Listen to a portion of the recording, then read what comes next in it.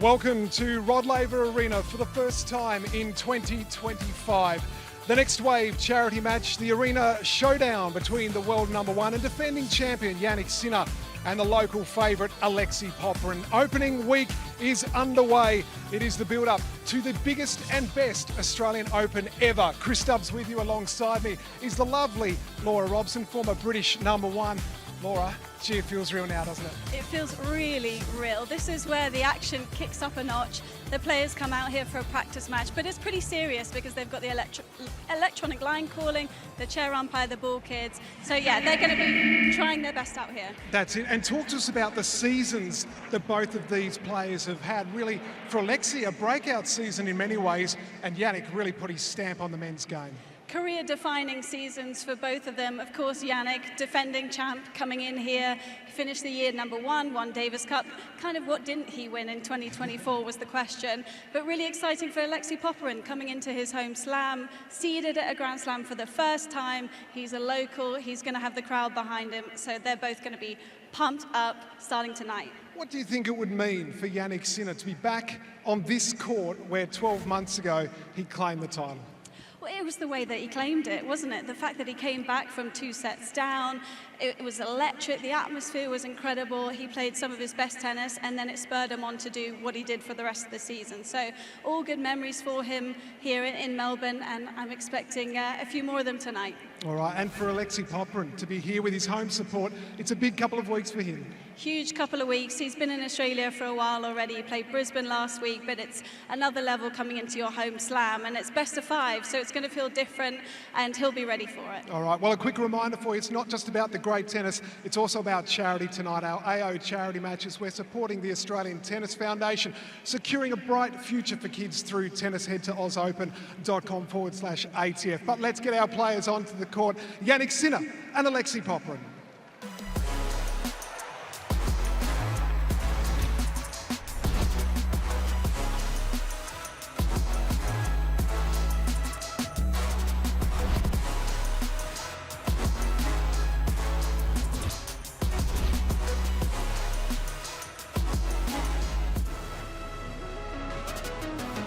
Rod Laver Arena entering the court for the first time this year. The current world number 24 from Australia, Alexei Popyrin.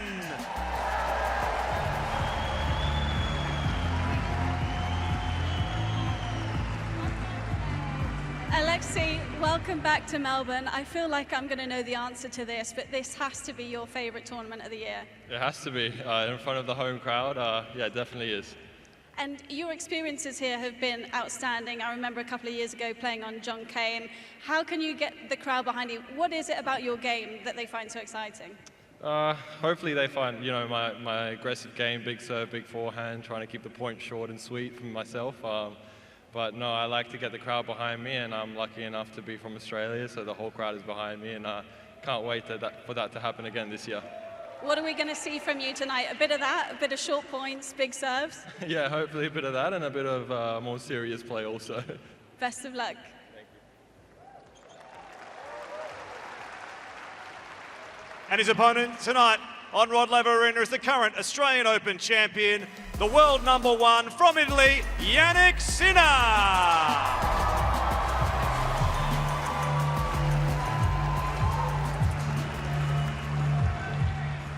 Jannik, welcome back to Melbourne. I'm sure your memories from here last year come back to you as you're walking out, but you look like you're ready for the Australian summer too. So what's it like being back? Yeah, well, hopefully I'm ready, but it's the tournament hasn't started yet. We are here trying to get this match feeling back. It's the, the first kind of match I play, so I'm happy to be back here and hopefully be ready in some days for the official match. None of us here can imagine you playing rusty at all. Surely your level even now for your first match is pretty outstanding. Well, this I don't know, but yeah, we made or we tried to bring the best out of the off season, with some difficulties, but we are here and yeah, feeling quite good, and let's see what's not these results gonna tell, but in a week time, so it's all good. Have fun out there. Good luck, guys. Thank you, Laura. David Colbert alongside the US Open quarter-finalist Johnny Millman, who's this time last year was battling away in the qualifiers. Doesn't do anything at Melbourne Park in under 6.5 hours, Johnny. Welcome to you. Great to have you alongside me. And I think Jannik's a little bit surprised that he's walked out for what is effectively an exhibition slash serious practice match, and there's crowds and there's TV cameras and there's interviews, and Alexei knows what's going on, and Jannik, he's just, okay, let's just keep things a little calm. Yeah, we're not sure if Jannik got the memo, but really looking forward to this one. I think this is the first taste that the Aussie crowd gets in 2025 to see the world #1 in action against one of our own in Alexei Popyrin. Yeah, what a rise he's had. It's been a step a year when you look at his ranking progression, and to be honest, if you're not following the tennis circuit closely week in, week out, number 24 in the world now, and knocking on the door of the top 20, and it's been a steady step. The 25-year-old, born in Sydney, has won 3 titles and the 3rd round here against this man here who, well, what a year he had in more than one way last year for Jannik Sinner, winning here and then the US Open to bookend 8 titles, only lost 6 matches, of course had the issues off the court, ATP finals, all of that. It was a year almost like no other that we've experienced in tennis, and he will come back as the defending champion. And as he said, it's a long tournament, it's a long way until finals day on Sunday in 3 Sundays time, so you want to manage your workload, and he's come from hot, cold, Dubai training, back home, snowing, back here, warm. So he's had a bit of everything already. He has had a bit of a taste for everything, but the one thing he doesn't have is he hasn't played any matches with an umpire. He might not be having an umpire tonight because I think the players were waiting on the umpire. Well, you talked about not getting the memo. I'm not sure the umpire has got the memo, because the chair is currently vacant, and that's different. There'll be a mad dash. Lexi thinks it's amusing. So the good news, there it is. We've got the coin, AO one side, John Newcomb on the other. We've got our Hot Shots kid, Tennis Foundation rep, who's ready to go. That is Sabrina Rosmosky, 7 years of age. In fact, she was only 7 when her little sister Gabby was diagnosed with leukemia 2 years ago. She's been her sister's ultimate cheerleader and doing great things with the Tennis Foundation. And so Sabrina is ready, players are ready, umpire missing in action. There you go, John. Seen something new? Oh, I have. I don't know if I've ever started a match and the umpire wasn't there, but we are locating them as Alexei watches on. He looks pretty relaxed, doesn't he? We had footage just before of the new area where the coaches were. Great. Darren Cahill along with Simone Vagnozzi was on the screen just before. What a partnership they've formed. Darren Cahill winning the Nuke for being the player of the year. That's him on the right-hand side there, Simone Vagnozzi. And there's a couple of Novak Djokovic familiar faces from his team that have joined the Jannik Sinner camp. And he might join them too right now. So that's the position that the player box will be throughout the tournament? Or is it just for this? Or is that a question without notice? Yeah, you're putting me on the stop. I only flew in today. Yeah. I've been up in Brisbane. I quite like it. Well, it does give the players a chance to get very close, if that is the case. Yeah, I really like that too.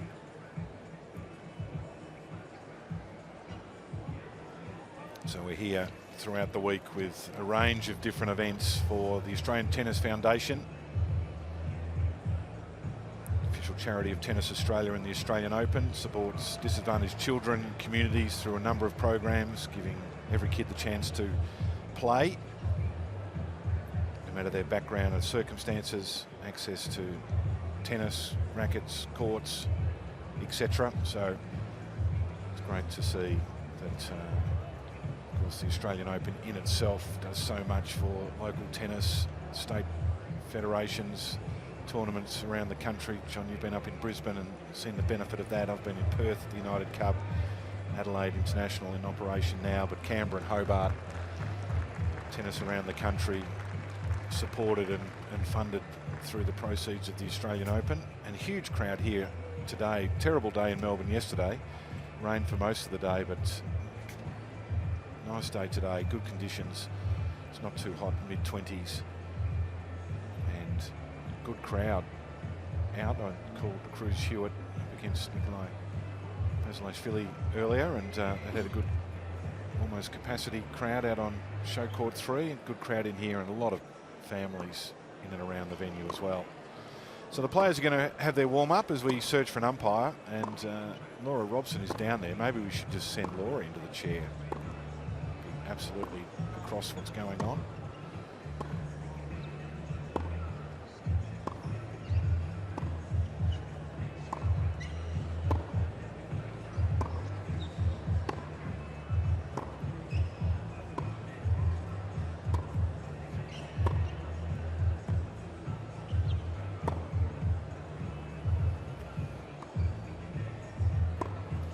So warm-up commencing, might go for a little longer than the usual 3 minutes, given that we're still searching for the chair umpire. We go back to Sinner's year, incredible what he was able to achieve. The manner in which he won his matches, highlighted by the Australian Open, 2 sets to 1 down against Medvedev in the final. And his rise from his Australian Open debut, second round in 2020, to now, those 18 titles, on his first in 2020, 4 in 21, and continued on 8 last year. John, in a sport where you generally end your week as a loser rather than a winner, it's so brutal to only lose 6 matches for your entire year, 70+ encounters, extraordinary. A ridiculous year, and when you look at the records, it's up there with those really stellar years that Roger Federer had when he dominated. Especially good on the hard courts is Jannik Sinner. Obviously his ranking suggests he's the best player in the world, and there's no doubt in my mind with that number, but on hard court he's just a different animal.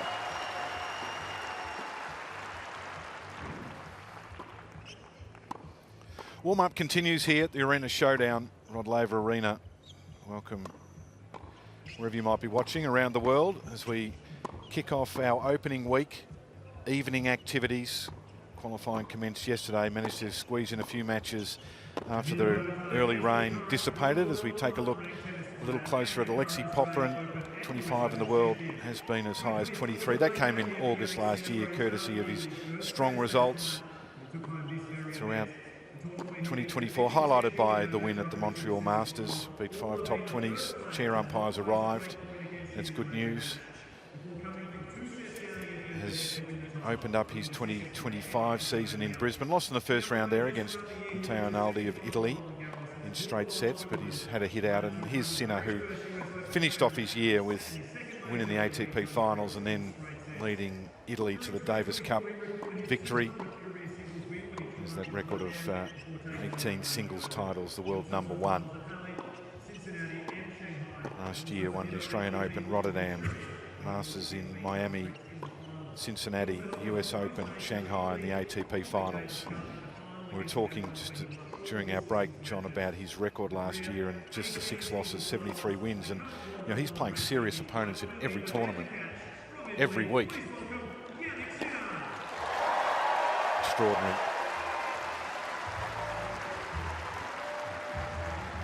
Managing the workload in the new year. He went off to Dubai for pre-season, the off-season, all 2 weeks of it. I still struggle to get my head around that, to be honest. As a former track and field athlete, you train all year and compete a few weeks of the year, and you guys compete all year and train for 2 weeks of the off-season.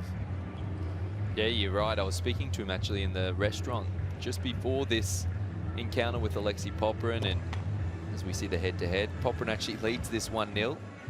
There wouldn't be too many people that are out there that have a positive head-to-head record against Jannik Sinner. That was all the way back in 2001 in Madrid. Very different conditions to what Alexei will be facing today. But yeah, I was speaking to Jannik, and he was talking to me about his pre-season. I feel like they got a good body of work done.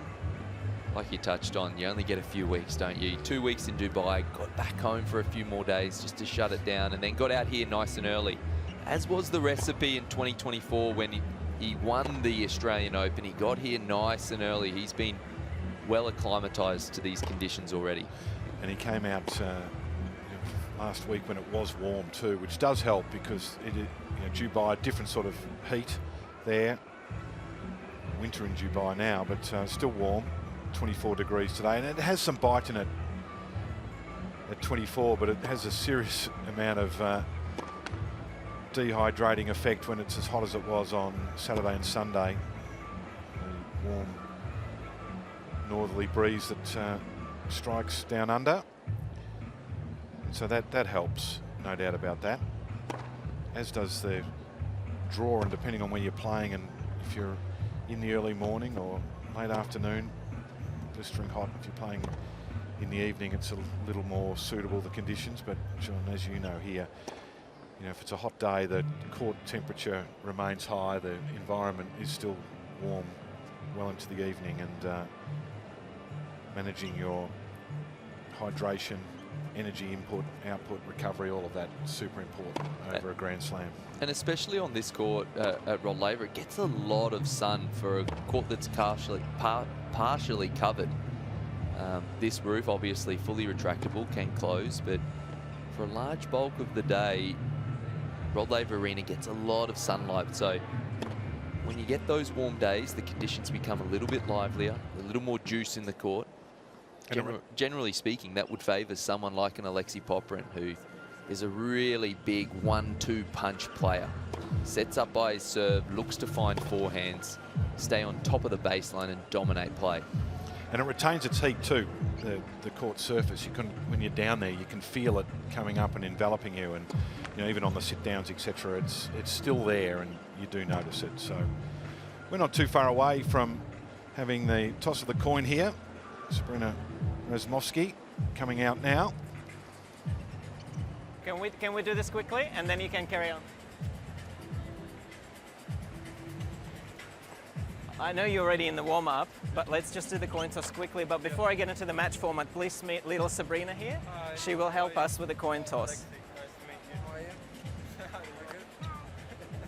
And then after the coin toss, we'll face this way for the group picture. So it'll be 2 tie-break sets and 10-point match tie-break at 1 set all, if it gets fair.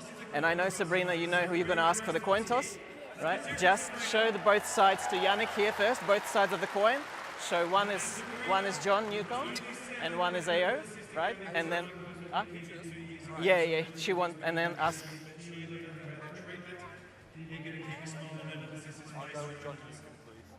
John Newcomb, can you flip?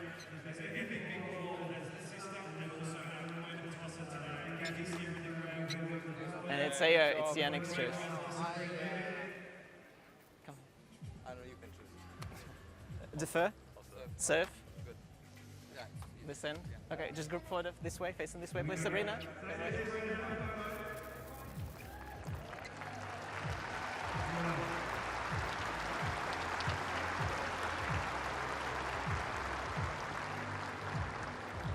So good job by Sabrina Razmovsky. Sister Gabby continuing her journey to become cancer-free, and Sabrina doing a great job representing the family. So Jannik winning the toss and electing to receive. What are the players looking for here? Just a nice hit out, get the experience, feel the ball coming off the middle of the racket, all of that? Yeah, definitely. They're looking to acclimatise to the conditions under match pressures, and that's what's unique about being able to play in a packed stadium. Not to capacity, but people watching on. It's a little more unique and a little more similar to match environments that you don't have when you're normally playing practice sets out on the outside courts or across the road at the NTC. And of course the much bigger court here too, which is enormous. The space around the court's almost as large as the arena. So we're ready to go for the first of the arena showdowns, the Australian Open of 2025. Alexei Popyrin up against the defending champion, world number 1, Jannik Sinner.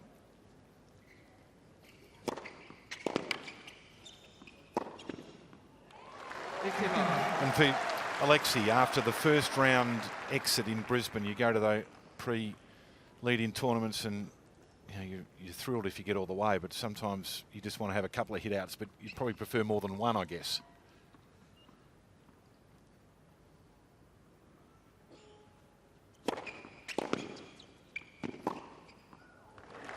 Yeah, I was speaking to Xavier Malisse the day after that result against Arnaldi, where Alexei lost in straight sets, and they weren't too disheartened by it all. Apparently, Alexei had put in a very tough and long pre-season, training all the way up to that first round match.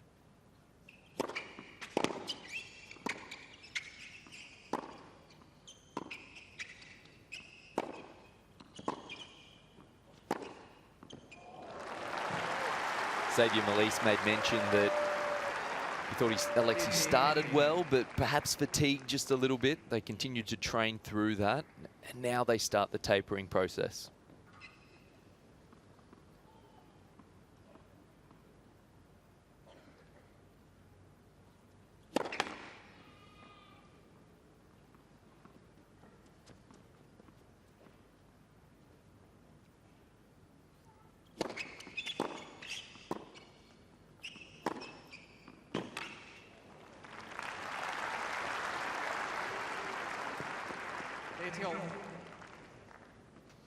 We saw that head-to-head earlier, Darren Cahill. Cool. We saw that head-to-head 2021, it's a long time ago, so it's a great opportunity for Alexei to experience what it's like to face off against the world number one.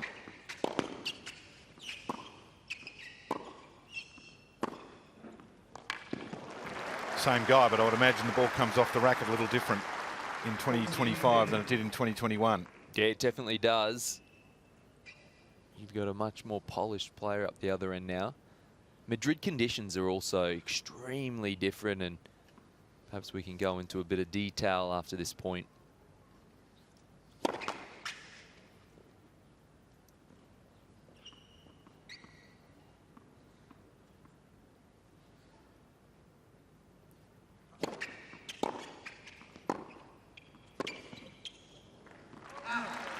Popyrin gets the opening service game.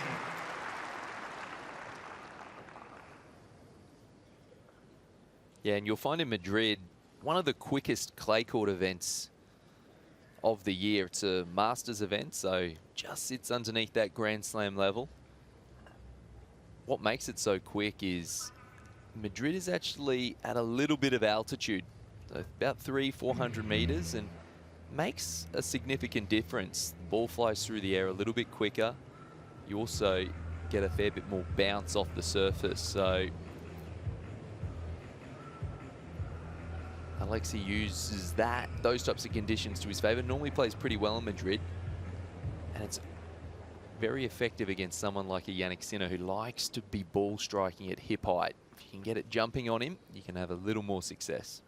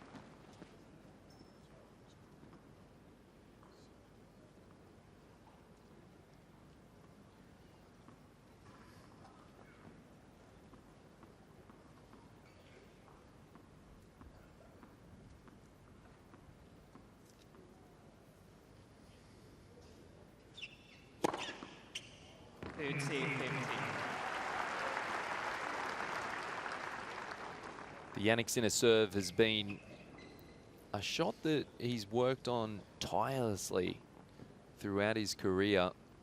Darren Cahill made a little change. Have a look at his feet here.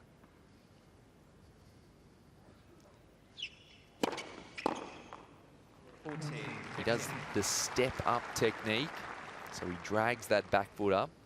That was his original technique. Then he went to the platform base where without any drag, and now he's back to dragging it up to get that momentum into the court.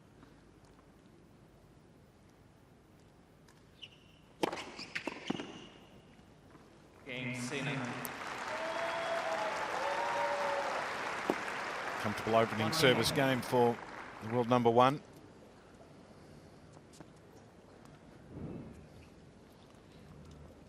This is this drag technique. So drags that back leg up to get that leg drive up into the court. Platform base that someone like an Agassi used to do was a bit more vertical.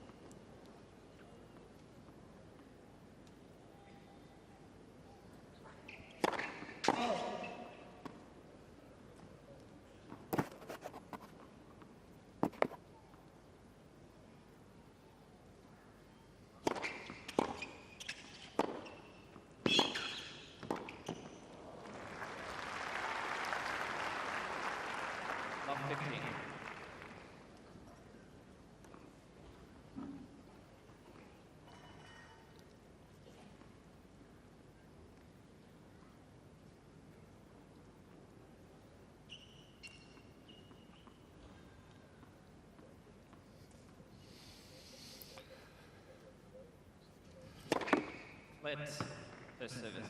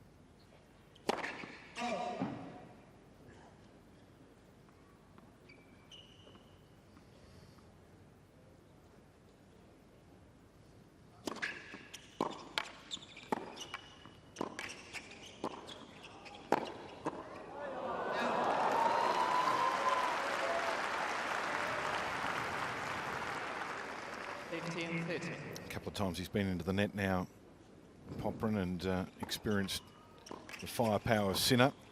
Didn't quite do enough for the first one, did he? Well, his approach was very good. It went in back behind, so he was testing Sinner's movement and changed direction, but then he tried to do one more back and behind, but Sinner was just waiting, sitting on that forehand.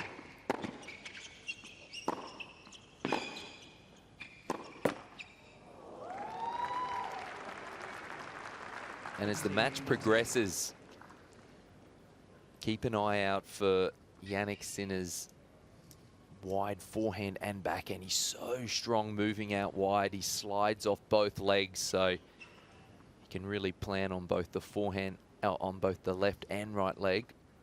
So powerful out wide.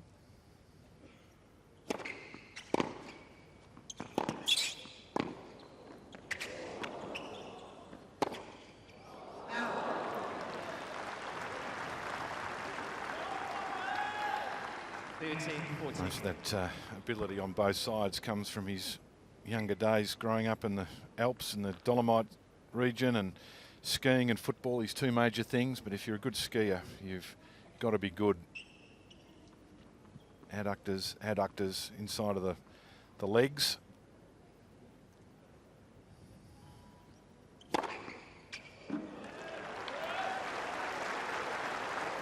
Yeah, for a guy that, you know, size-wise, there's not much of him, Sinner, but very athletic and strong, as is Popyrin. Good serve. Yeah, great extension on that first serve there. Hitting the ball at its apex.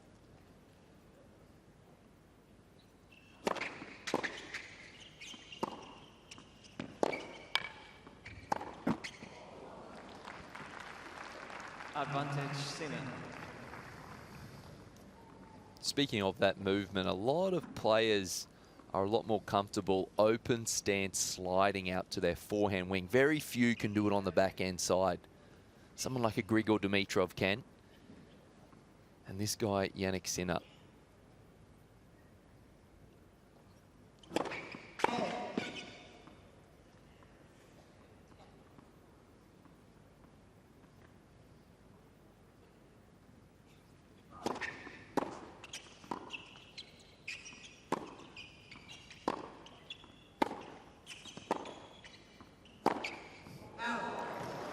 Just missed it, but he sensed some blood there, didn't he, Sinner? He was in and he hit that one with some vigour.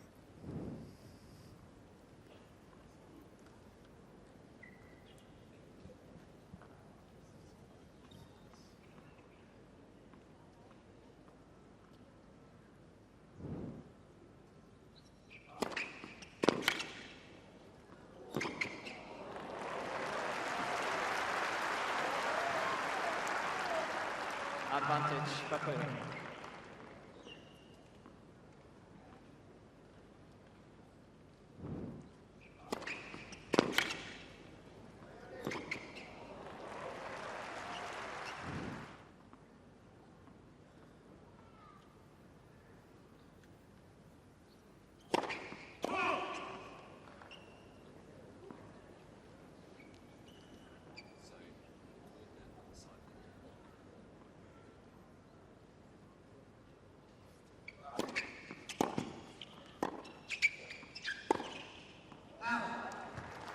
Cain.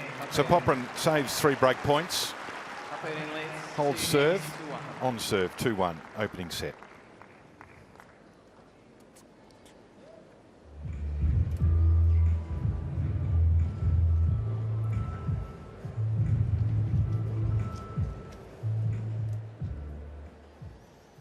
So some good serves from Popyrin when he needed them to get out of trouble there in that service game.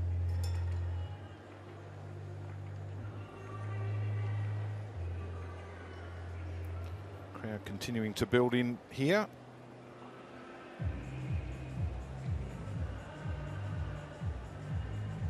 He looks pretty relaxed, doesn't he?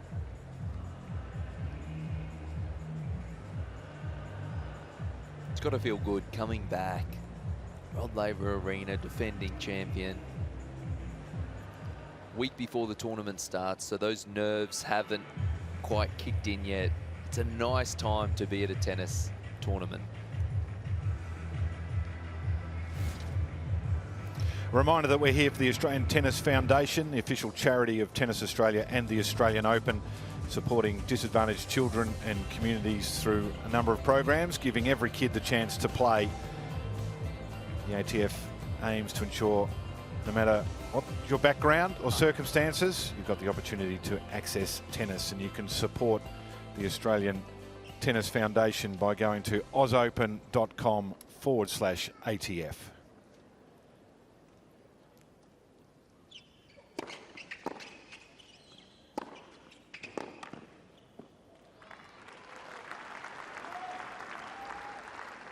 Love.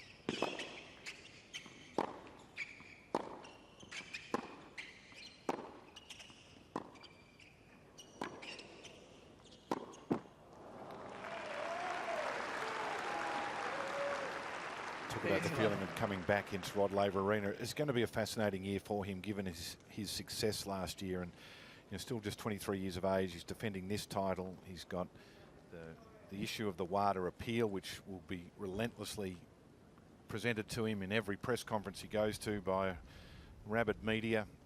When you're the defending champion, it's just a different approach from previous years, and it's one of the things that have made Rafa and Novak and Roger just so incredibly successful, how they deal with that year after year after year. And it's going to be really interesting to see how Sinner deals with all of that. Has to be a mounting weight on your shoulders. Can't be anything else unless you're superhuman, like the three guys I just mentioned. Well, it's probably what made that US Open victory he had in 24 so incredible. He went into that tournament under the looming suspension cloud. He was probably the first person when I saw the draw I crossed out. Goes on to win it in imperious fashion. Against an American. Taylor Fritz on the home court, so he had that as well.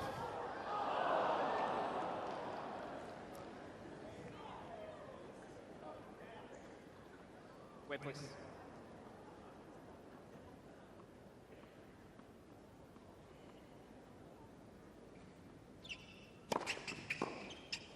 Oh, it's Game Sinner.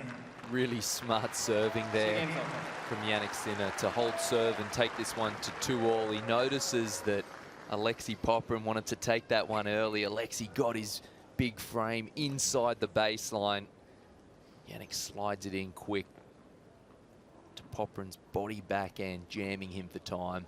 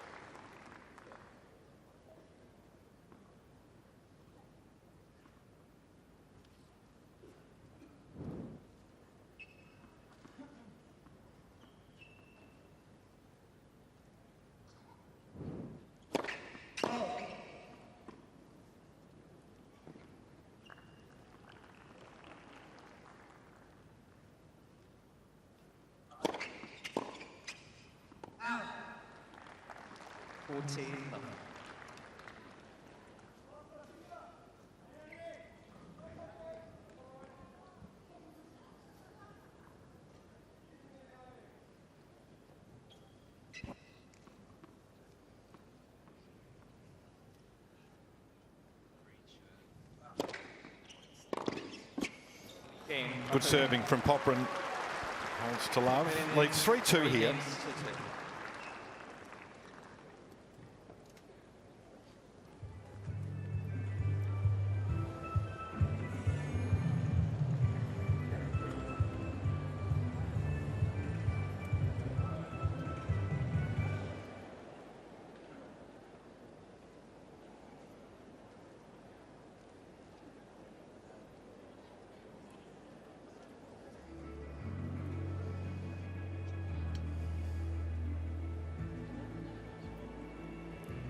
Very nice day here in Melbourne for this opening charity encounter. Red Bull Baseline event on tonight. Novak and friends, the highlight of the charity elements of the week on Thursday night, but a series of other matches, men's and women's, as we head into the opening day's play on Sunday. Let's go down to Laura Robson, who's with Alexei Popyrin. In fact, with Jannik Sinner. Jannik, how cool is it to be on Rod Laver today, playing a practice match, but to still have this many people? There's a few Italian flags, it looks like, in the crowd already. Yeah, it's very, very nice. Not trying to get back a little bit the connection with the crowd and understanding, you know, also the pace of the court. And you know, at the end of the day, still practice. We try out, you know, some things what hopefully then work in 1 week time. So we are all very happy. I think also today we are friends. We are not opponents. So it's we all agree to have some fun here. And yeah, I hope you guys enjoyed. Do you want to hear them get a bit louder though? Maybe when the score gets more interesting, maybe. Good one, Laura. Could he be playing it down any more strongly, John? He wants everyone to know that the tournament hasn't started just yet. Until he's serving for the match, and then he'll be asking everyone to get up and about.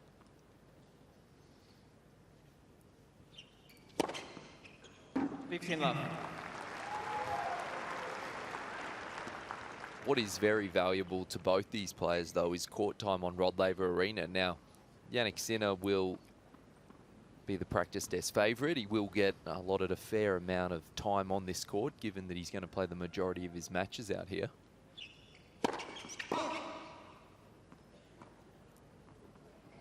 But court time out here comes at a premium. It is not the easiest court to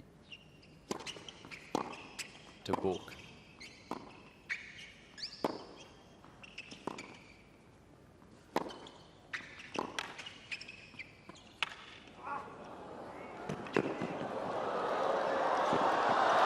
That was clever from Popyrin. He was all over it.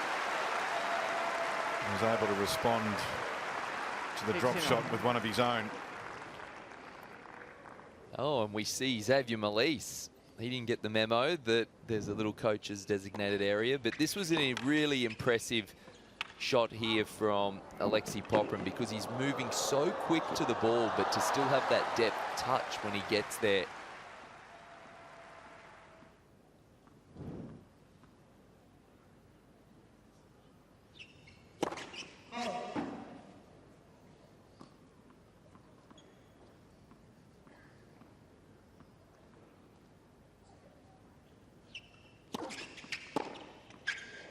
That's very good work from you too, by the way, John. You've scanned every patron that's in here at Rod Laver Arena to find Xavier, and I think he's got his back to us, and you've still been able to spot him.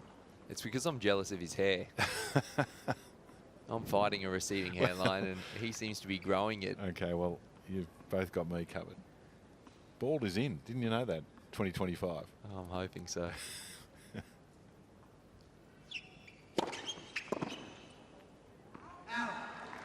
He's had a good little run on serve here after some struggles when he was 3 break points down. Popyrin, and now Sinner under a little bit of stress on his own serve.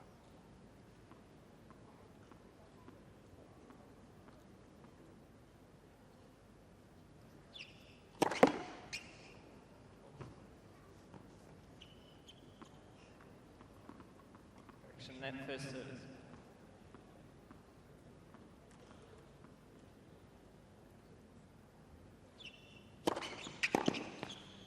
Out. 40-30.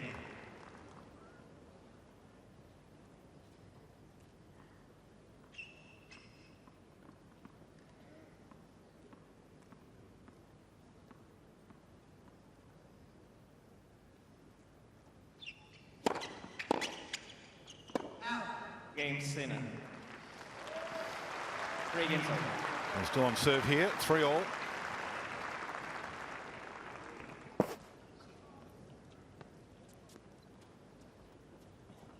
Popyrin fastest serve so far of 206. Watching Brisbane, John, and the pace of the serve of Pesci-Petitcard and Opelka. We knew about Opelka, and we've known about Petitcard over the past 12 months, but the effortless power that he generates is stunning, really. It's so great to watch how he just, it looks like there's no exertion whatsoever, and the thing comes off like a rocket. Oh, Pesci-Petitcard, I got to call a few of his matches, and it is nuts.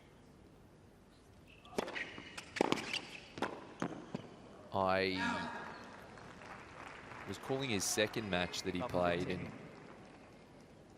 you know, normally that first serve, the first point of the match, you kind of roll the arm over. At least that was the case for me, because my shoulder would feel like it was about to pop out of its socket.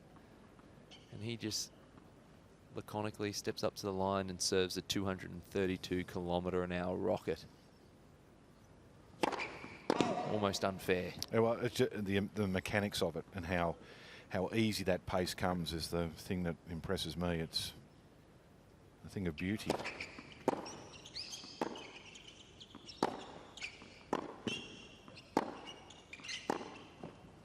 This is the side with Alexei that he has a bit of work to do, and he has been working on it, but it's very much an area for improvement. That backhand, he sometimes can close up, so he's a little too left-hand dominant at times, closes the racket face, and his misses are normally into the net.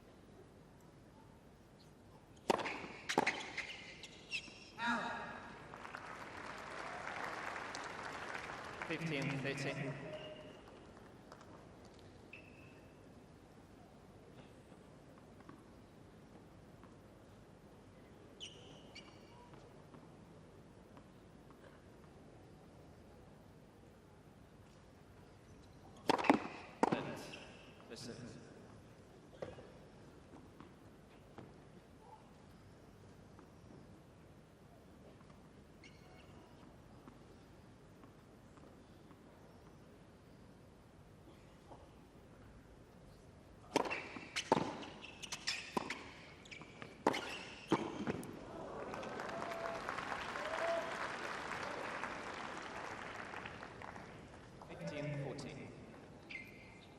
So 50% when making the foray into the net, 4 from 8, but worth persevering with. Yeah, just has to remind himself to come in with a little more quality there. Has to be putting Jannik under a little more movement pressure when approaching. As is so often the case with Alexei Popyrin, though, his greatest weapon, his serve, comes to the rescue when needed most. Really effortless power here. Gets great leg drive for such a tall guy.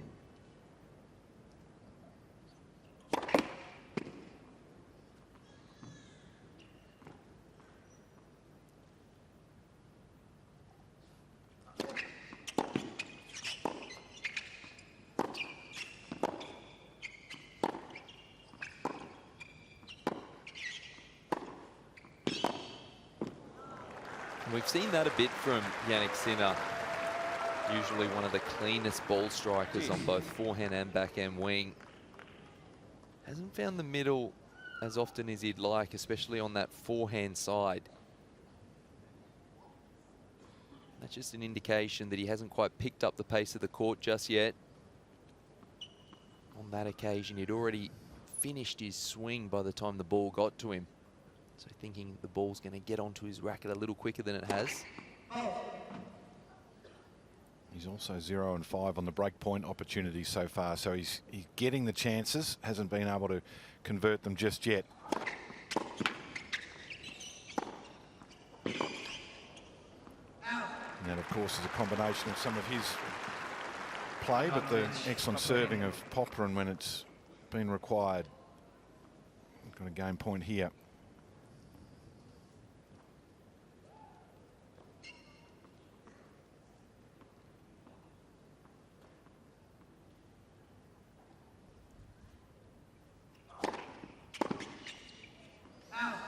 Good serving again to get himself out of trouble. So Popyrin holds, leads 4-3.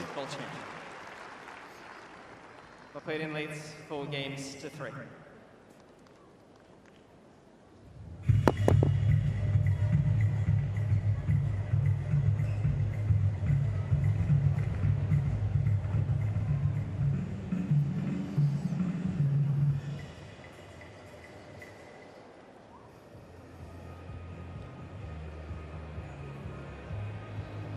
Well, the big names are in Melbourne, and Carlos Alcaraz's sharp haircut.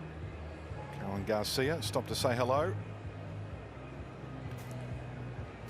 Novak is here and he's brought his big stick just to let people know who's boss. Keep clear, I've got a very big stick. He owns the gym, does Novak.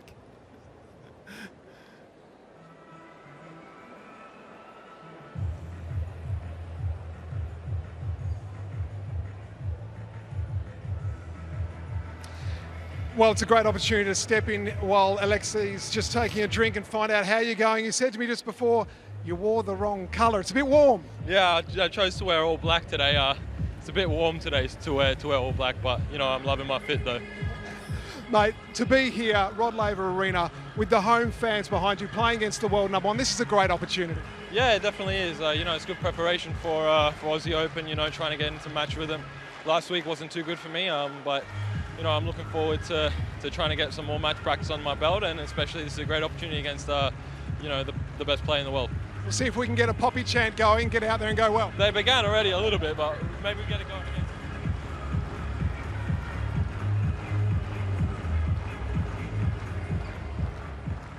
Hasn't he done a good job? Xavier Malisse with Alexei Popyrin. Really took the reins of Alexei when Alexei fell outside of that top 100.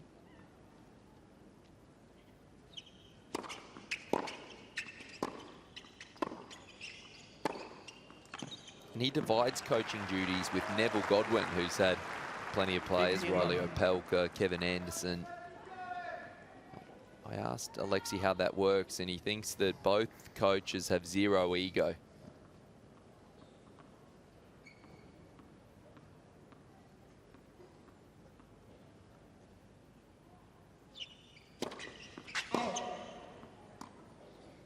Do they ever appear at the same tournament?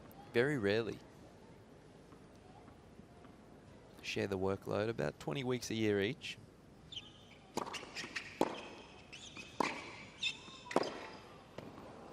It's good work-life balance. How do we sort that out? I like the idea of that.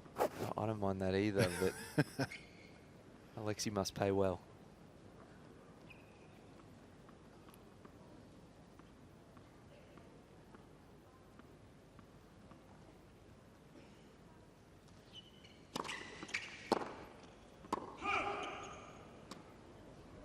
Love.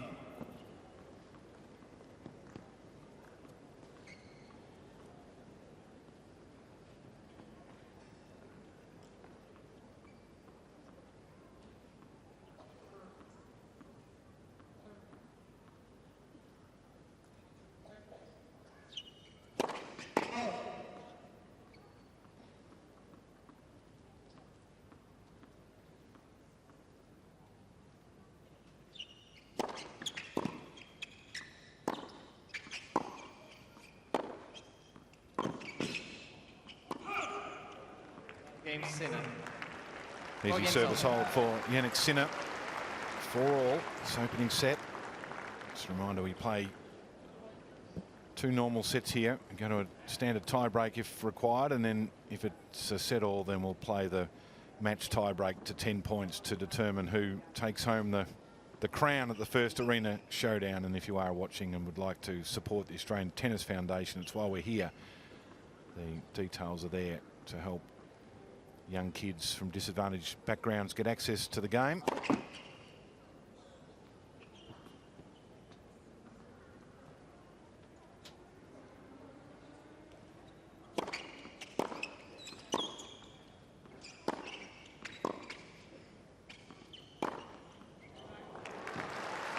good example of that movement from Sinner. He sort of just floats along and then has the pop when required as well. Yeah, floats like a butterfly, stings like a bee, doesn't he? Gets around here, creates really good space. See those big early steps? Bringing the back leg in behind the front leg to create that room, and then just explodes onto the ball. And it's the balance and the positivity of each step too to get himself into position.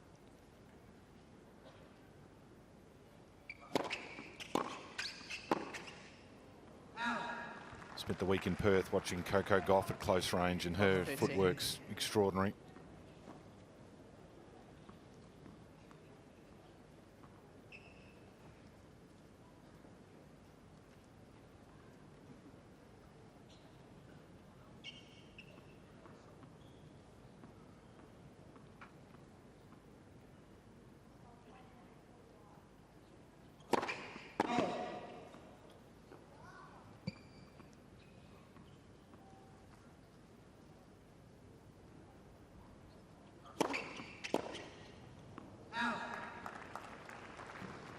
15-13. Really good serve there from Alexei Popyrin. Such an underrated delivery, that jamming body second serve.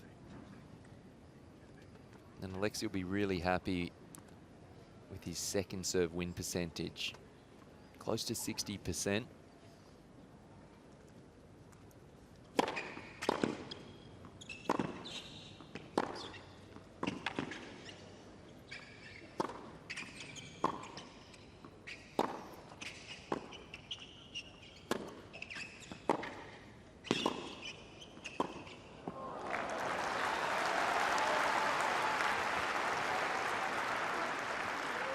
Well, Sinner now will be thinking, it's time to have a break. He's had 5 opportunities, 0 successes. Got another couple here. An important time in this opening set.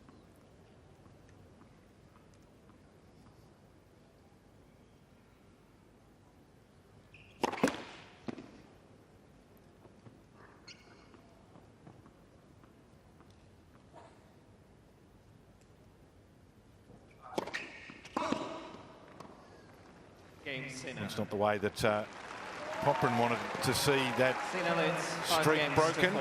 But Sinner gets the break and leads 5-4.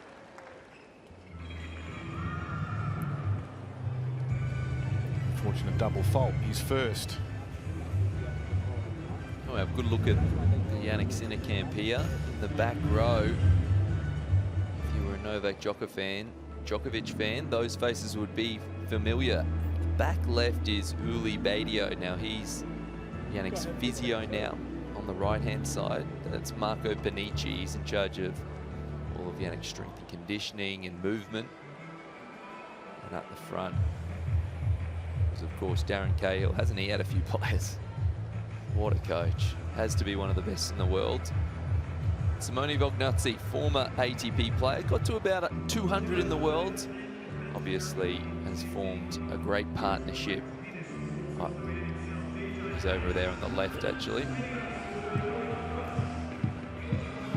And again, having the dual coaching interesting.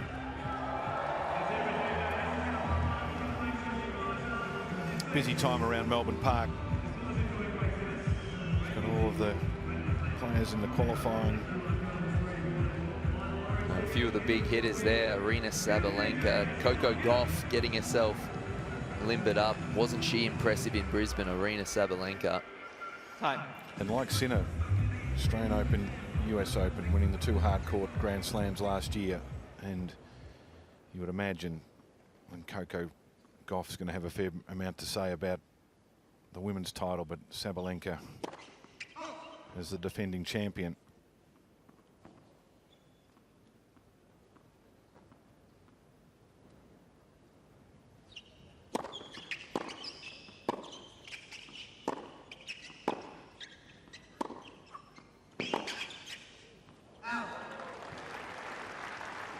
Love 15.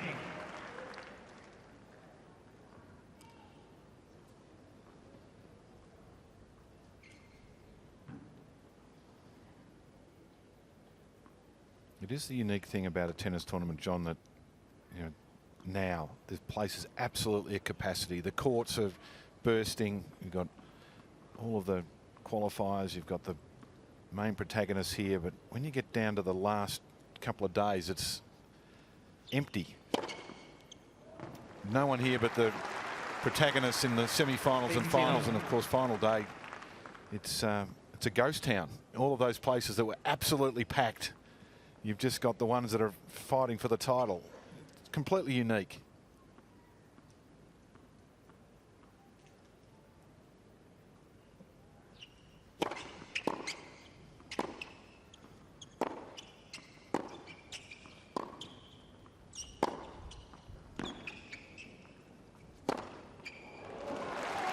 Drives that forehand swinging volley. 2-2-15. Didn't hold back there. Yeah, no, it was interesting last year. Like you touch on, when these players make the final, no one's around.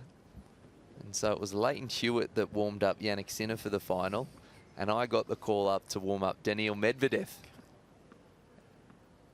And Medvedev got off to a good start, and I've given it to Leighton ever since.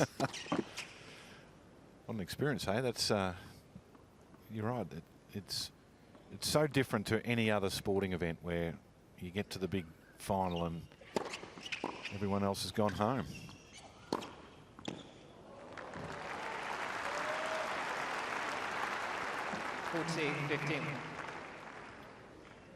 Starting to hit his straps now is Jannik Sinner. Brings up 2 set points with that inside-out forehand. That was the side that was giving him a few troubles early on, but he's really tidied it up.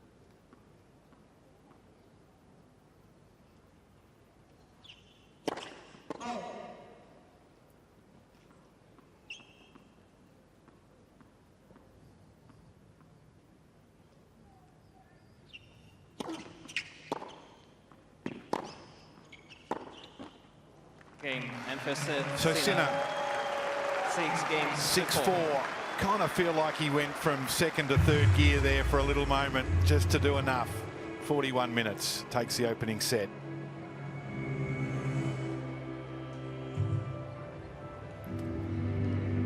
Just when it needed to happen, the pressure came on and Popyrin double faulting to hand him the service break, and then he holds once again. He's had no trouble on serve, really. Italian fans are here, and why not? Great opportunity this opening week to see the world's best players throughout. Even just the practice sessions have had good attendances. I've popped my head in here a few times as you've moved around and gone to other courts, and whether it's here or at Margaret Arena, the world's best are practicing. You know where they are and where to go, and you can dip in and dip out. It makes complete sense, really, John, when you think that the infrastructure's here, it's all set up. The qualifying tournament's a quality tournament anyway. We've seen plenty of outstanding players out on the courts, old names and new. Why not bring the fans in? Cheap entry. First set highlights here. What are we taking from it? Popyrin's experiencing what it's like to play the world #1, and Sinner keeps telling everybody it's a practice match and it doesn't matter what's happening. Yeah, and I think for both players, they were still going through their gears. None of them hit their, gear 5 yet. They were going through their straps here, and it was when it became important that Jannik just raised his level just that little bit.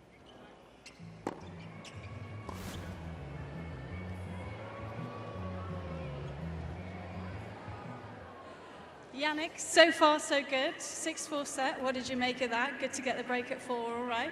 And I guess you've got to be careful because your opponent is standing right there. Yeah, he's ready already. Take it easy. No, it was the first set. I feel like the level is, high quality, so we try to keep going. Good luck.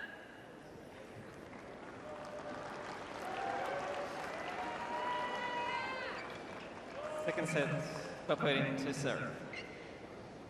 That whip on the forehand is a joy to watch. Second set, about to get underway. Popyrin with the serve.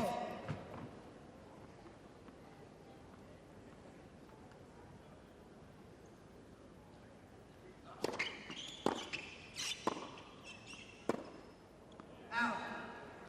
15 love.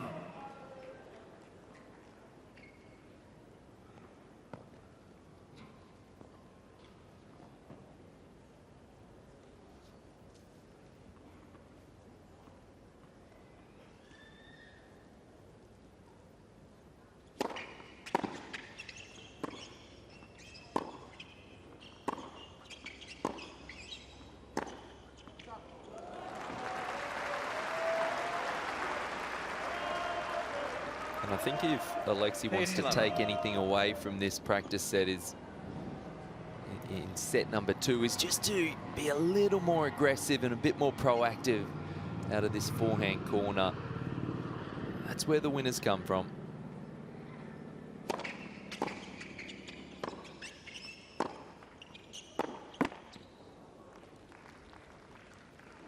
TT 15.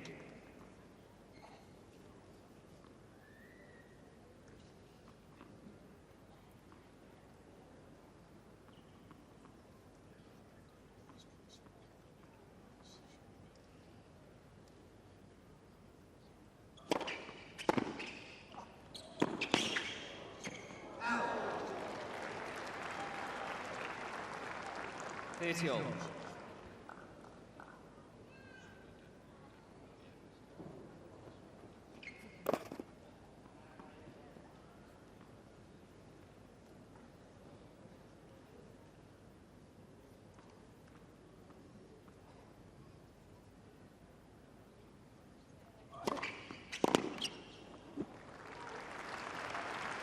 Forty, 30.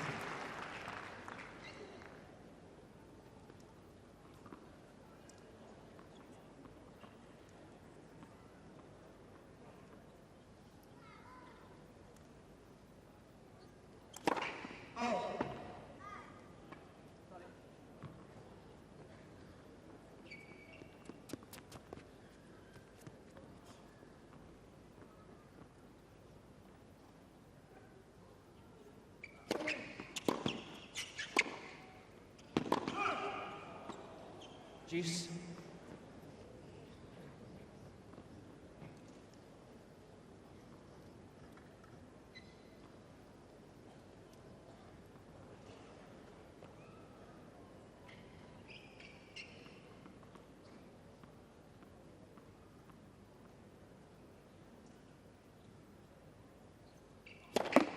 Net first service.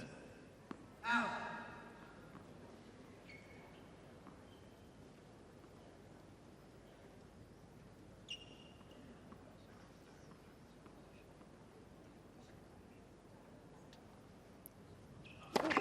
Net first service.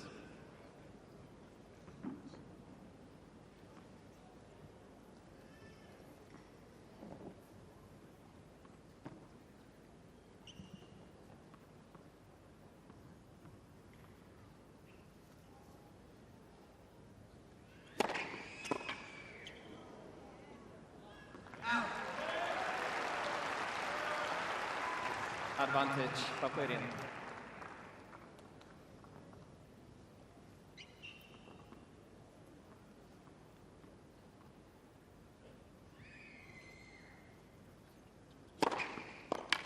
Game, Popyrin. A couple of good serves to round out the opening service game of the second set.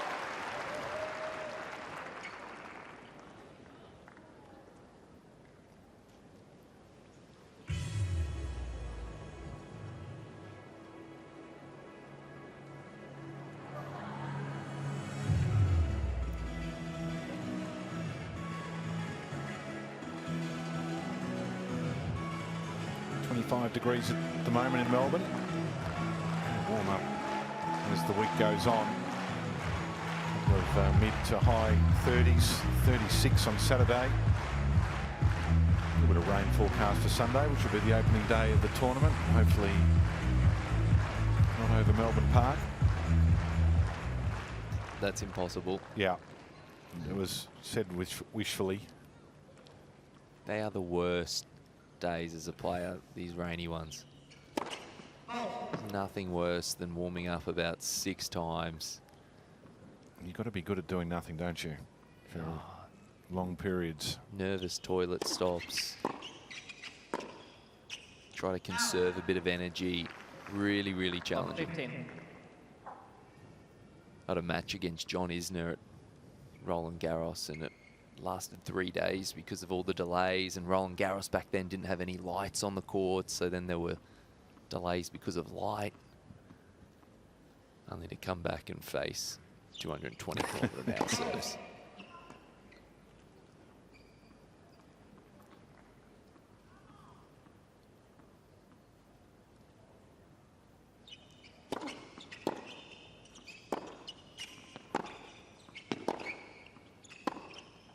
Great shot from Alexei Popyrin. That's the more damaging side on that backhand when he goes in down the line. He doesn't necessarily get around the outside edge of the ball. So that's when you use your left hand a little bit more to get it back cross court. He comes from inside out. So that's the natural swing path for Alexei Popyrin off that backhand wing.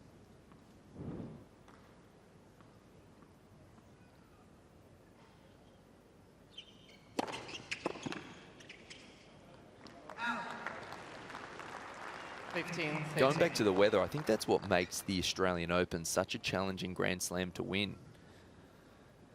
The adage, 4 seasons in one day is true, but what that does, it just changes the playing conditions so much from one day to the next.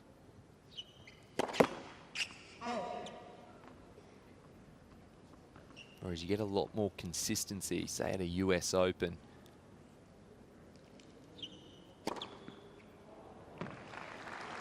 Well, he saw Alexei was looking to do the little sneak attack then.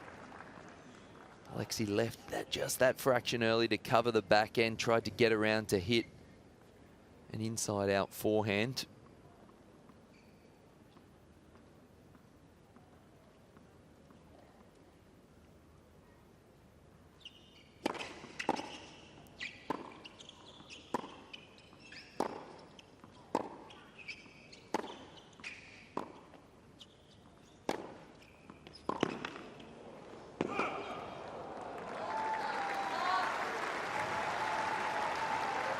And it was 40-30.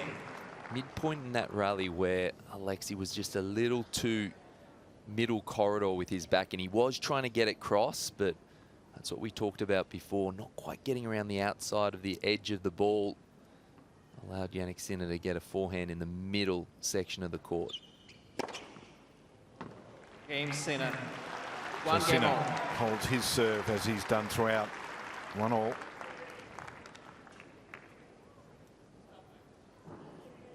In tennis, John, there's so many different ways with the serve to win the point. And Sinner, it's not a huge serve, is it? But it's swift. It's difficult to see which direction it's going, but the accuracy is, you know, it goes exactly where he wants it to go each and every time. And his capacity to make a slight change if he senses that his opponent's moving in a different direction is impressive as well.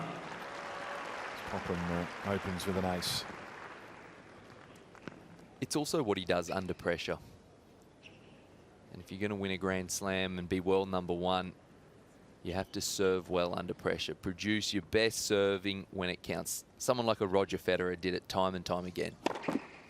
That said, he's 55% for the match first serve percentage. Seems like that's a little low on what we've witnessed.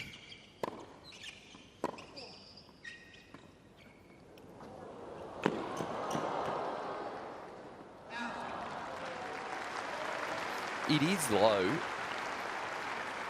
but it's the second serve percentage one at 64%. So he hasn't really been under too much threat when he has missed a first serve. So the urgency to make first serves hasn't necessarily been there. Yep, and he's yet to face a service break point.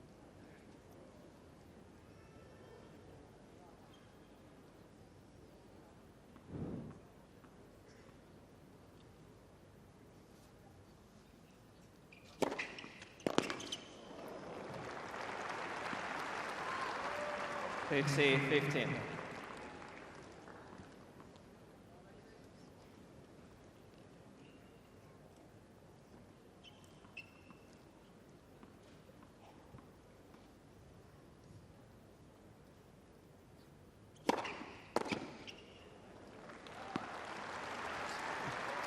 See 15.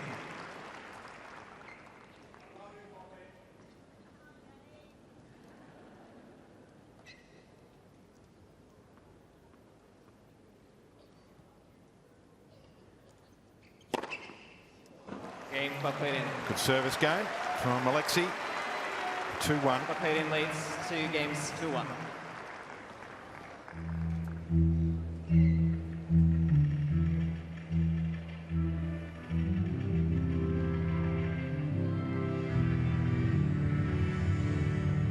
Might have to get around the chair umpire's pronunciation of Alexei Popyrin.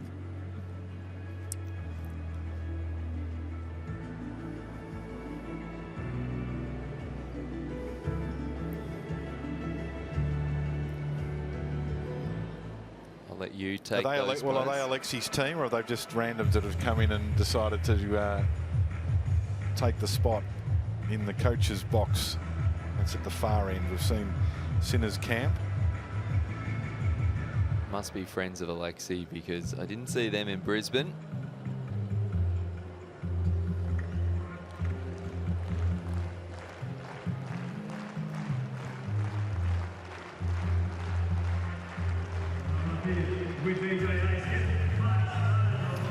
Magnificent place to live, John. You're welcome to come down and live here anytime you like. I know that you love Brisbane, but this is Melbourne, and at its picturesque best at this time of the year, hosting the opening Grand Slam, exhibition buildings, and of course the magnificent Melbourne Park Rod Laver Arena. Improves every year. Greg Tyler and his team do an amazing job of changing it up. He says it's got to change by 50% every year. Not sure how they do it, but each time you walk in, the opening time each year, there's something new and interesting around Melbourne Park.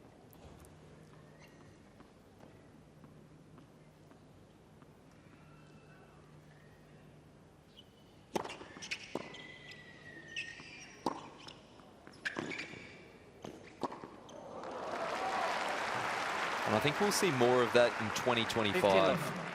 Jannik Sinner, whenever you see Jannik with Darren Cahill out on court, doing so much volley work. Always trying to look to improve, add a few more strings to the bow. Of course, he approaches with such venom from the back of the court. He'll be getting a lot of volleys like that. Net. First service.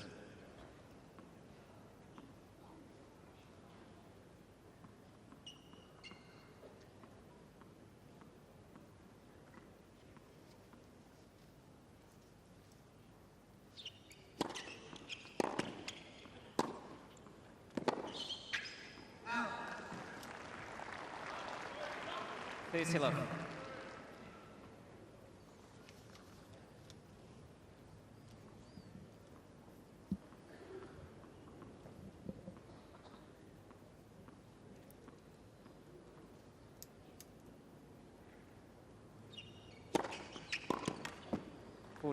Love.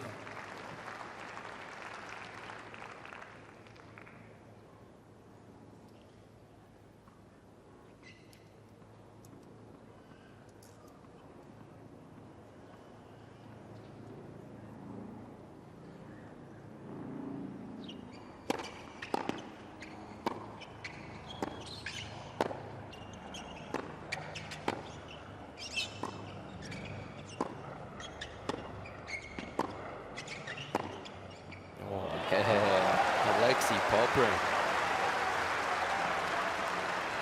He liked it too. I think he wants a replay. 40-15.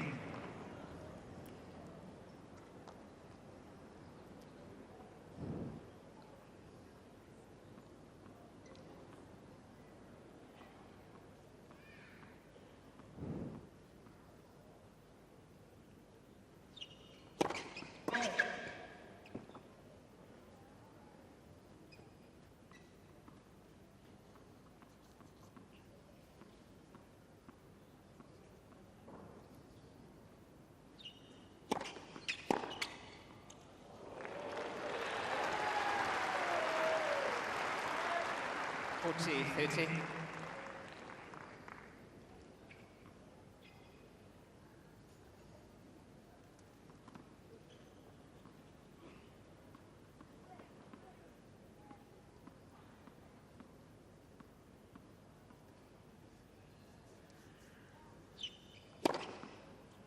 Cain, Sinner.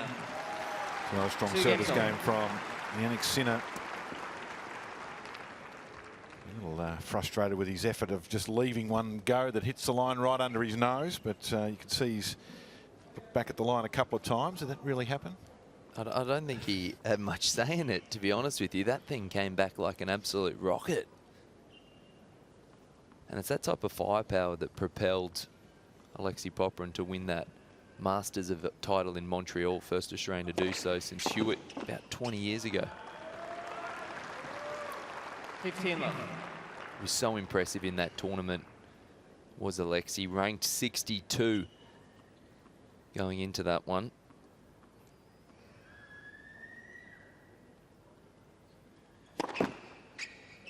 Jannik didn't play there actually. He was recovering from a bit of tonsillitis, which kept him out of the Olympic Games in Paris.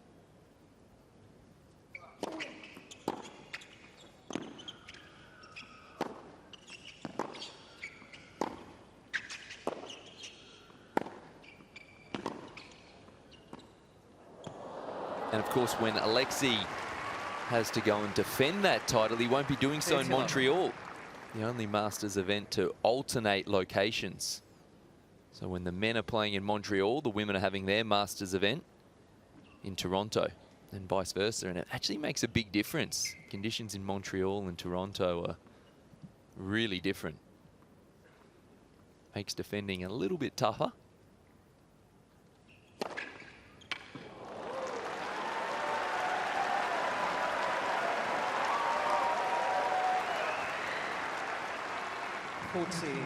He's getting a little bit of advice from the crowd, was he? Serve it down the middle. Yeah, and he answered their calls. That ignited the crowd a little bit. Full extension up into the ball, full racket face at contact. There we go. You're welcome into my coach's box, says Alexei Popyrin. Leads 3 games. Strong service game. Leads 3-2.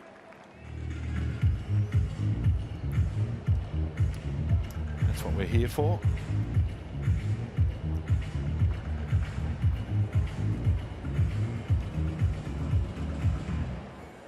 Again, that good pop up off the ground.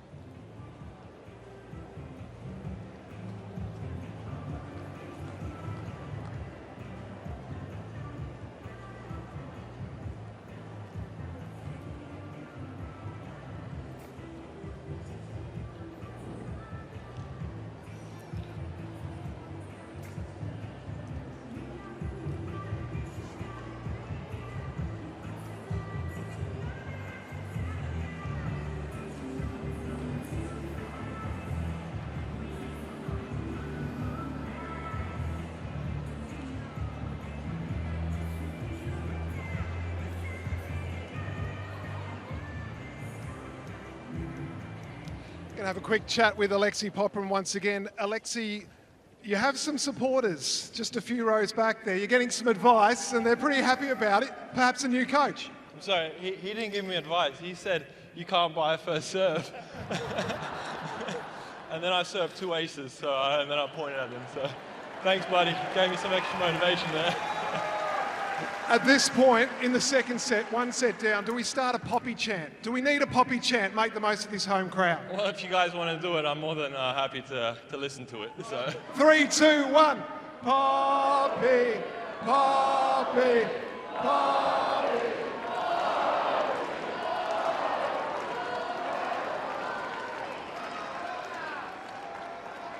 And there's no better response to a heckler than producing 2 aces, and the heckler was happy about it too. I think good spirit all around.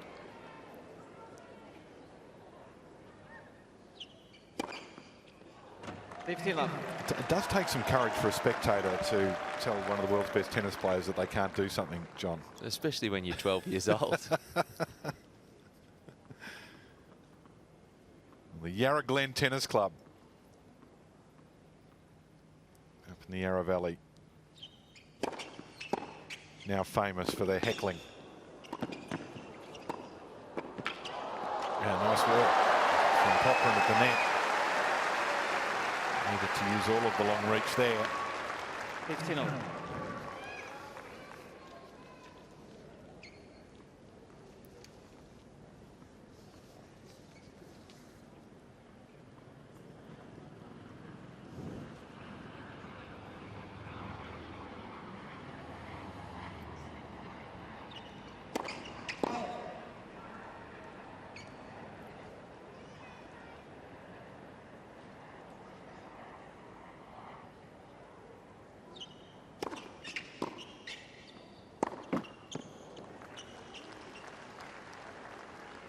Fifteen, 13.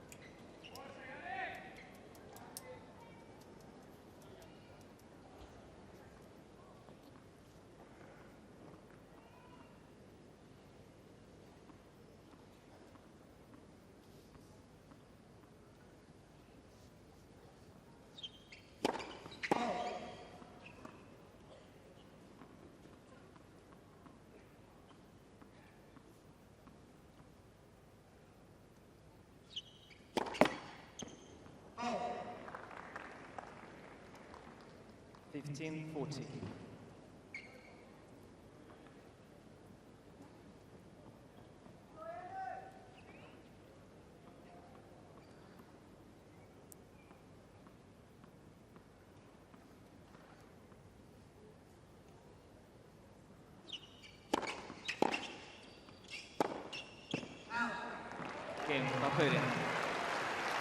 New box, please. So Popyrin gets a break. 4-2. Popyrin leads 4 games to 2. A few loose shots from Sinner there. Yeah, that break came out of nowhere, didn't it? After winning the first point, throwing in 3 or 4 loose ones. And what's more, Popyrin with the change of racket and the change of balls.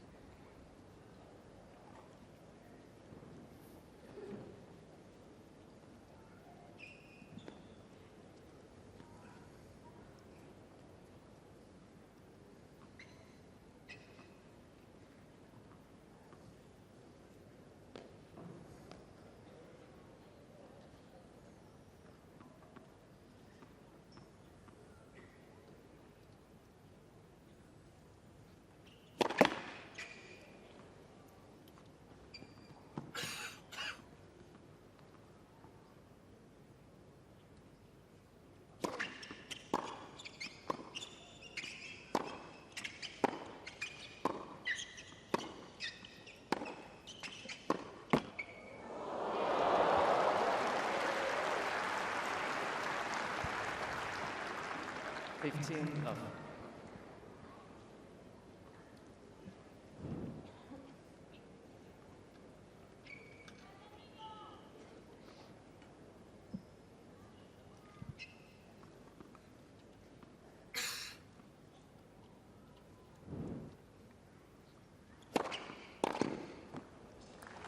Love.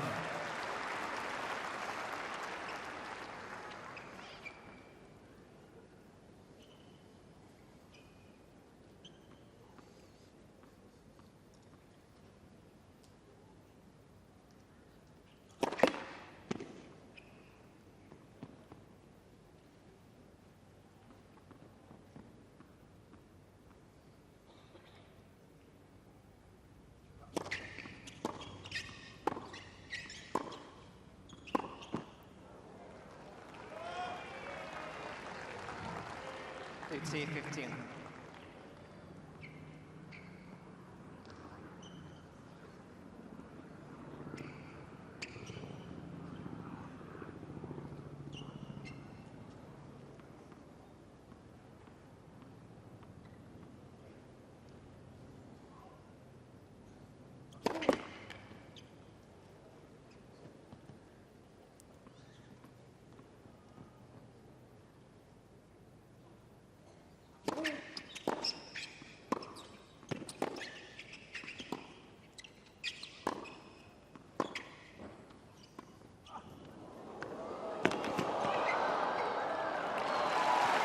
He's played that drop shot a couple of times, Sinner, and it's generally been pretty effective. Yeah, and have a look at where Alexei's court position here. He's a good 2-3 meters behind the baseline, which exposes him to the potential drop shot. His angle of descent, though, is very nice from Sinner. There's no loop to it, doesn't bounce very high, a little bit of backspin.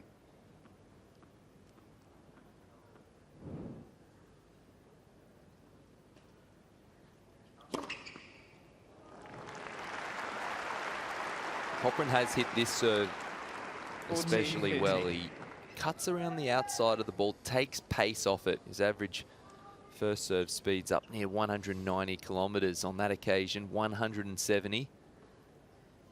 That allows him to land it shorter in the box. Consolidates the break. Up 5-2 in the second set.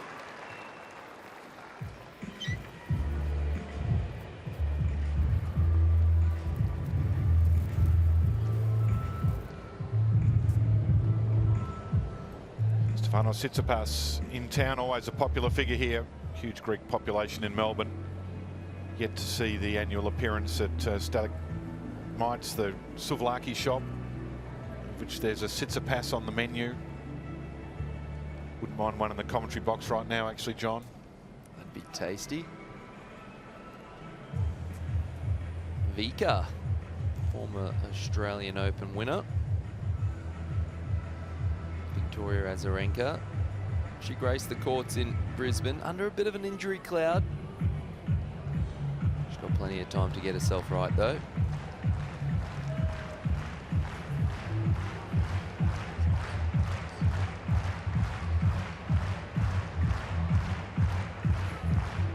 Perfect conditions for tennis in Melbourne. Day 2 of opening week. Plenty of young fans in the house, enjoying everything. There's the misbehaving Yarra Glen Tennis Club. So famously heckling Alexei Popyrin. Italian fans. Time. With the carrots.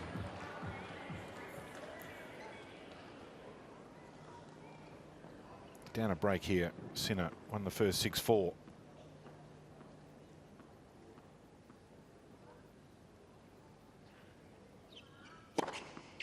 15 love.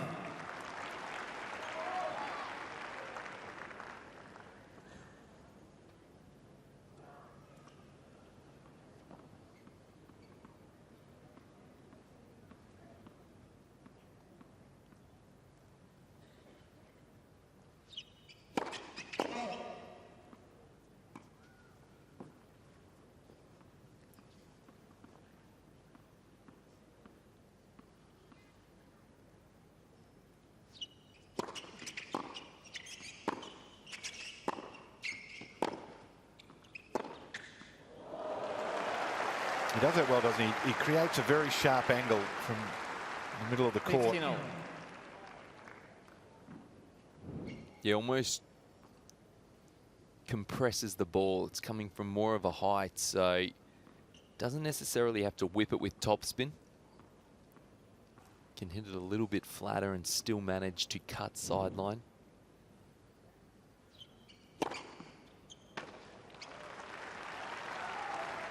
Fifty. 15.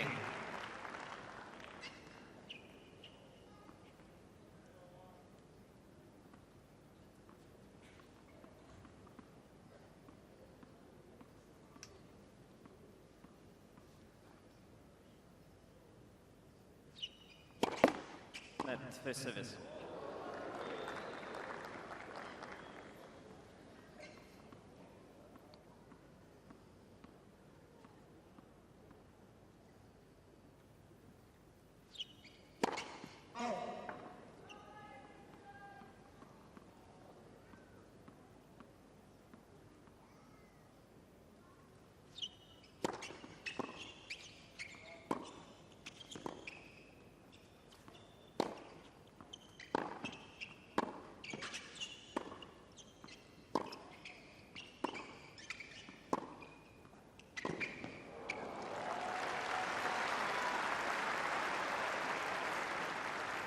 Forty. 15.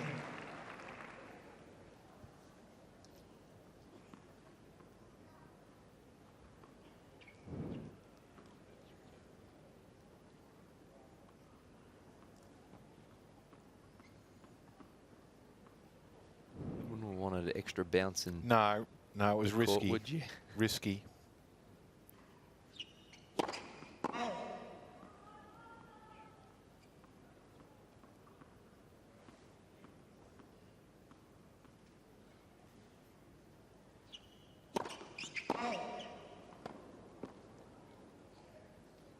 Forty. 30.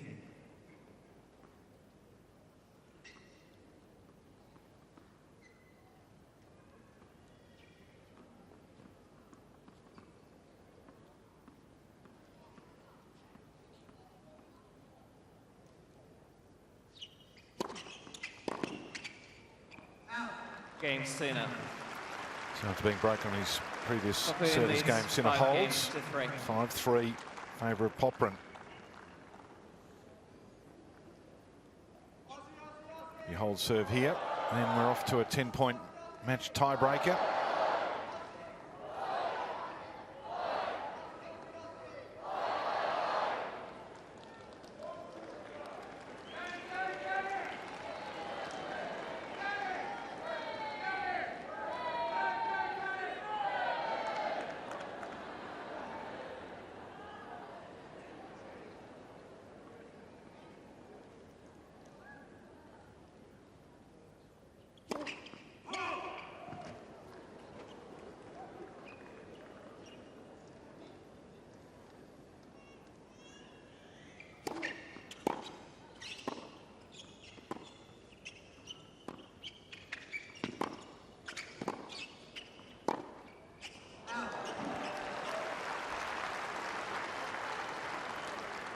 15 love. And he's really tidied things up as Alexei Popyrin in this second set. Only 2 unforced errors to go with his 14 winners. For context, in that first set he hit 12 unforced errors. Much tidier performance from the Australian.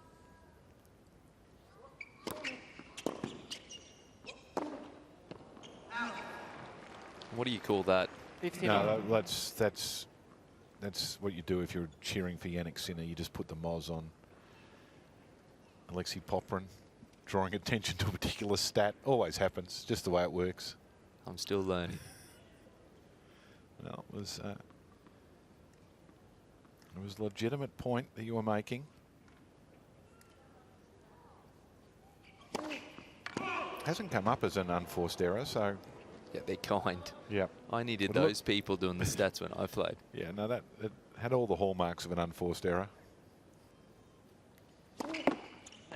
Second What do you mean? service. Under no movement pressure, flailing a forehand long by 2 feet? No, that's got unforced written all over it, I think.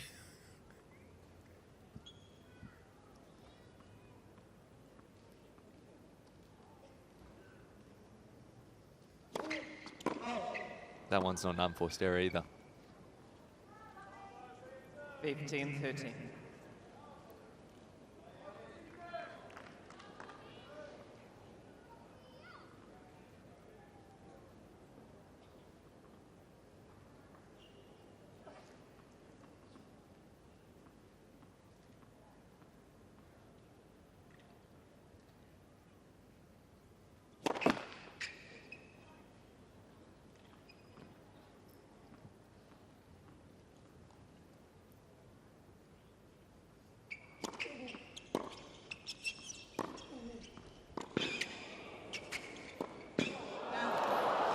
Well, even in an exhibition match, a practice match, when you're up against the world #1 and you're serving for a set, things tighten up just a fraction. It's a good experience for Popyrin. First one looked like it was going wide and it managed to drop on the line, and then he had a chance to put the second one away and it went further wide. 2 breakback points.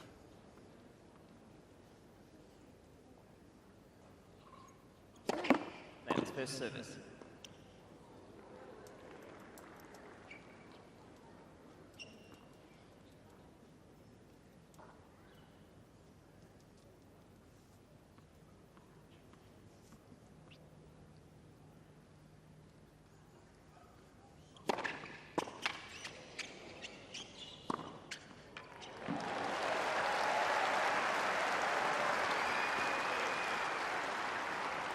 Thirteen, 14.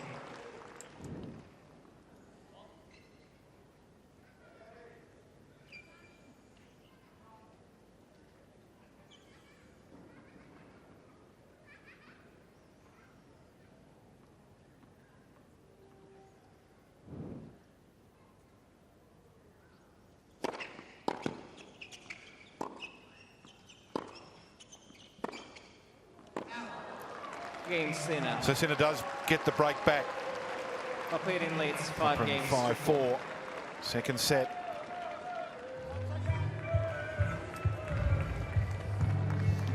He's having a very strong run of it on serve. Alexei Popyrin. So when it came to serve for that set to send it to a match tie break, got a little tight.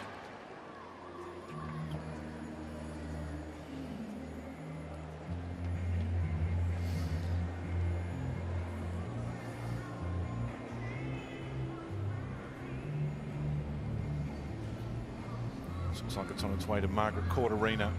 For those that are exchanging practice court time. Sabalenka leaves, Djokovic arrives.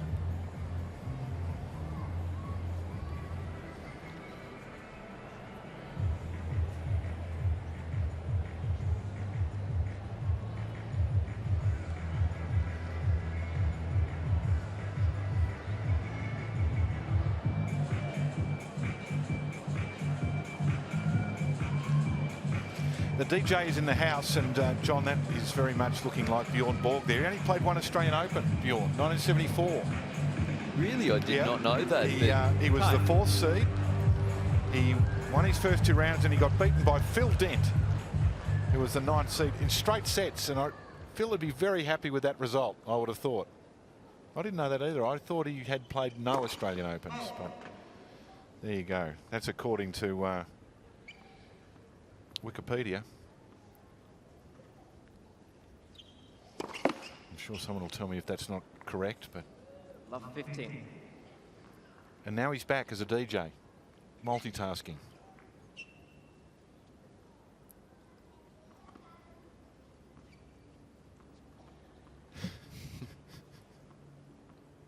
Now that's hair.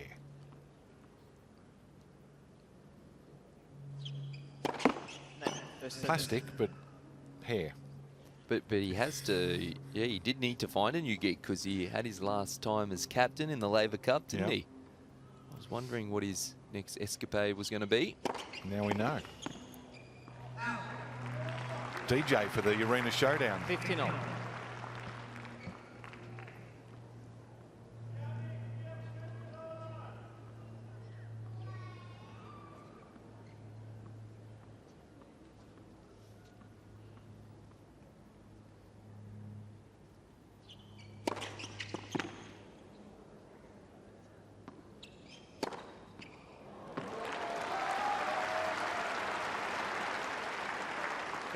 And it merely was a little trickier than first imagined.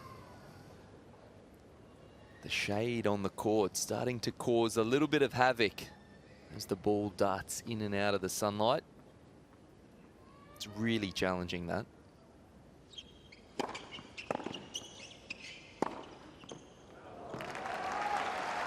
Particularly Popyrin in the camouflage, the all black with just the high-vis sleeves and stripe at the bottom of the shorts. And what you do as a player, you actually start to target that side a lot more. So you'll see Jannik Sinner going into the Popyrin backhand a little more frequently.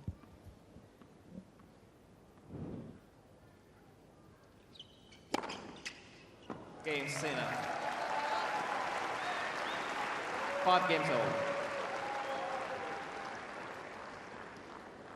Just a reminder that we're here for the Australian Tennis Foundation charity matches in opening week of the Australian Open of 2025. Details are on the screen there if you'd like to support. Help inspire a brighter future for young tennis players throughout Australia.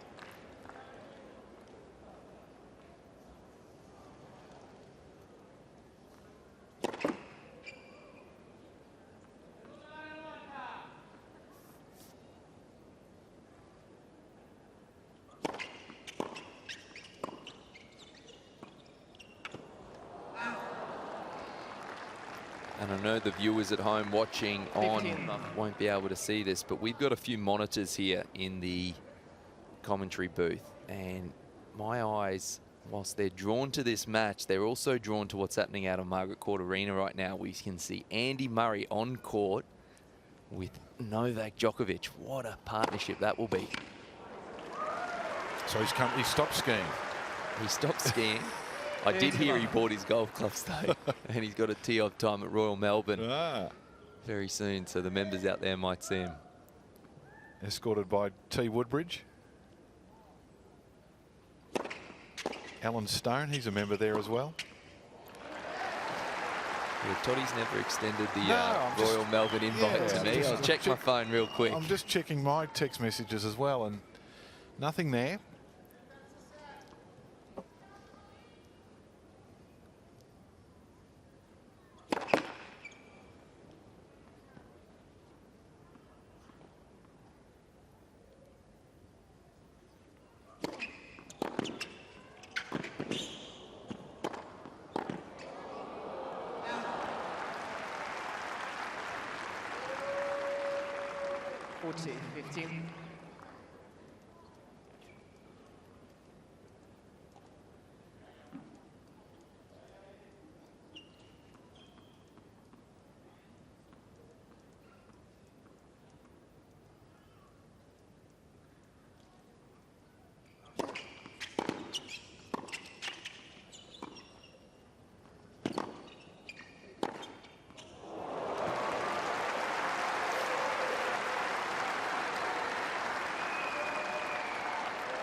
13.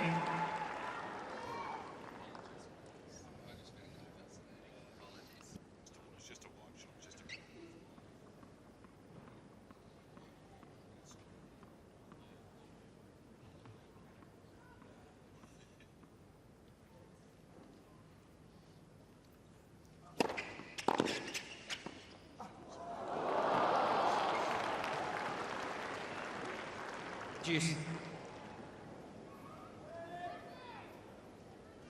And what was looking like quite a comfortable hold has now become a little trickier for Alexei. And you just get the sense that Sinner can smell blood in the air.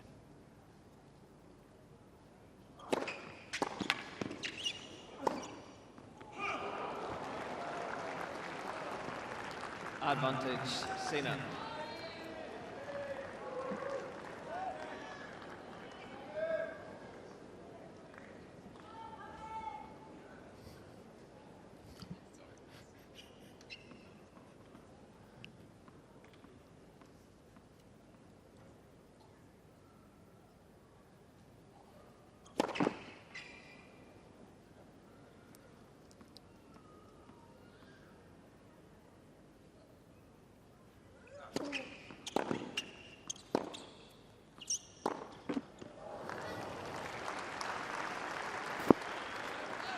Juice.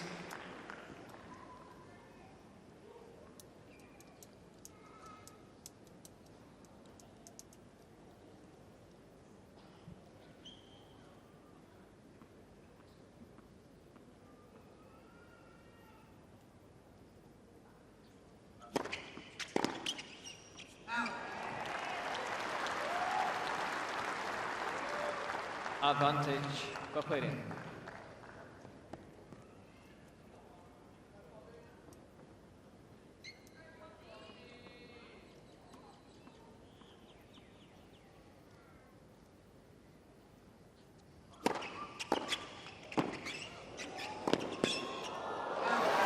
Shot down the line, but it goes long, so save the break point.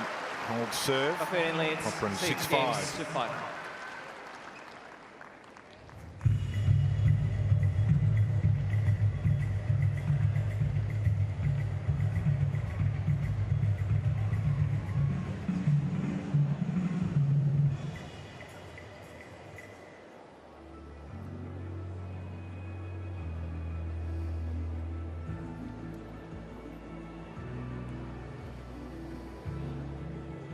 So you've sent our crew into panic, John, desperately now trying to find the vision of from Margaret Court Arena, and here it is. Novak and Andy still looks fit as a fiddle. Yeah, the crew have done an incredible job. I really put them on the spot there.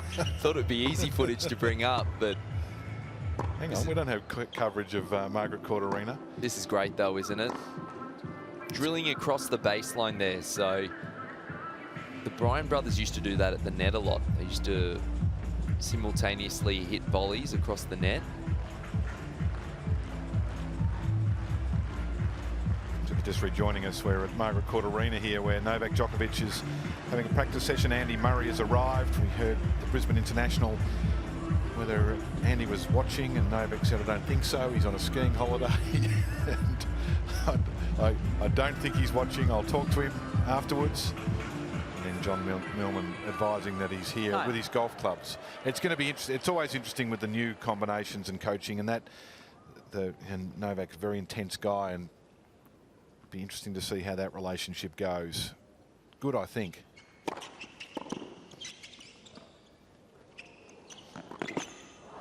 I really like it. I feel like it's a sign that Novak wants to still add to his game. Wants to find those little 1%ers that are out there, which seems crazy to think that he's still searching for that given his record. That's what the best do.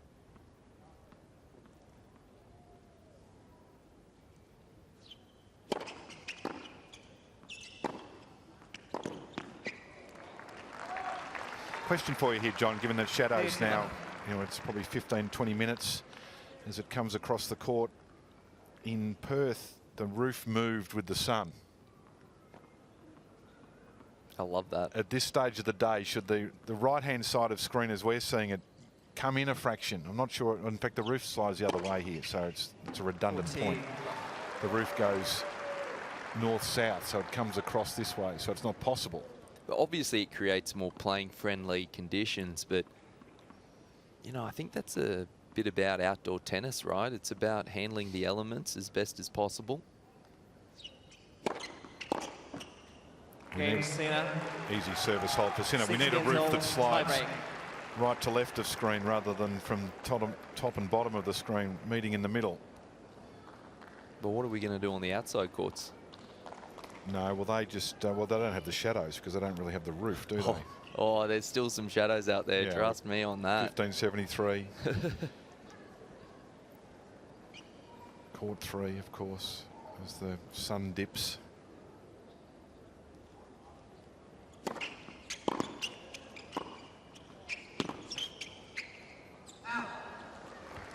Standard tie break here 1-0. Popyrin. to decide the second set, and if it's a set apiece, then we head to the match tiebreaker 10-point to determine bragging rights.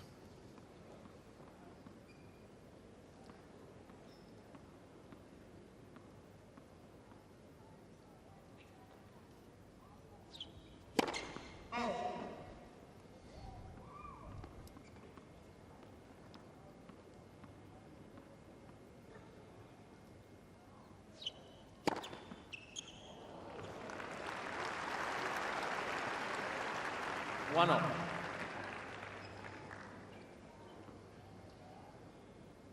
You think Jannik wants this to go to a match tie? No, I'm pretty sure he's seen enough of centre court just for now. Rod Laver Arena, approaching 6 o'clock.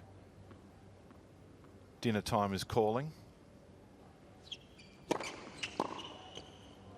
Lovely selection on offer at player dining. 2-1. Sinner.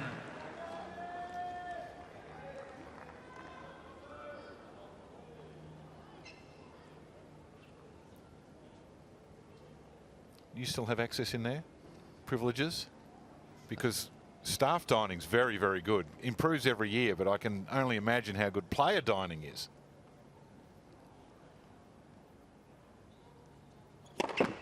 No, player dining's very nice. I can still eat up there. Obviously don't get it for free.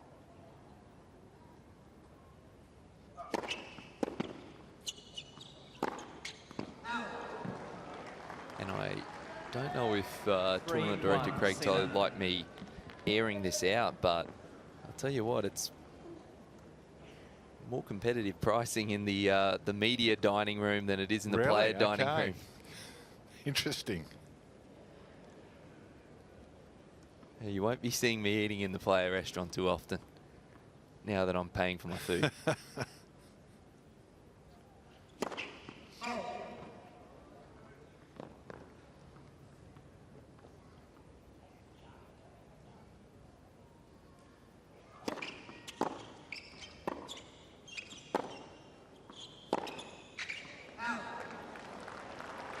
All of a sudden, Sinner 4-1. Sinner. starting to feel a little hungrier by the point, out to a 4-1 lead.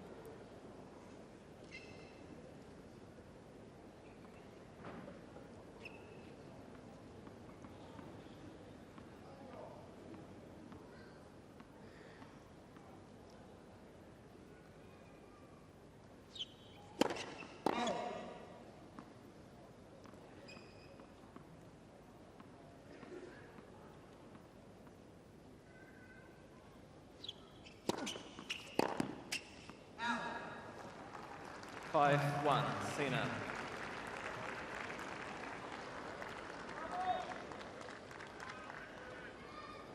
So all of a sudden, out to a 5-1 lead.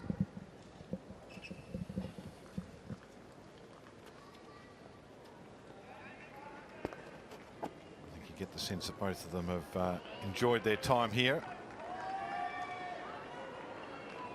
No return to the bench for a drink, just straight up to the other end. Continue on.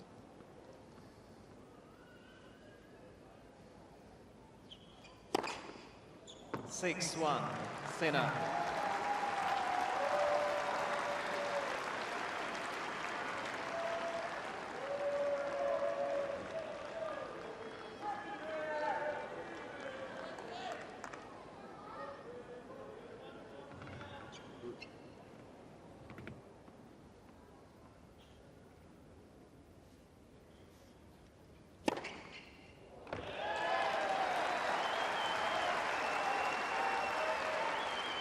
6-2, Sinner.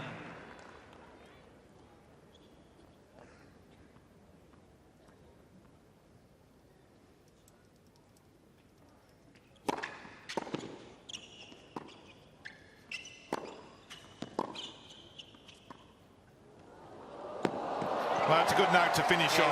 Outstanding shot from Sinner. 2 sets still up. 6-4. Enjoyable encounter here. 7-6. And the world #1 defending champion at the Australian Open takes the bragging rights here in straight sets. Jannik Sinner, 6-4, 7-6.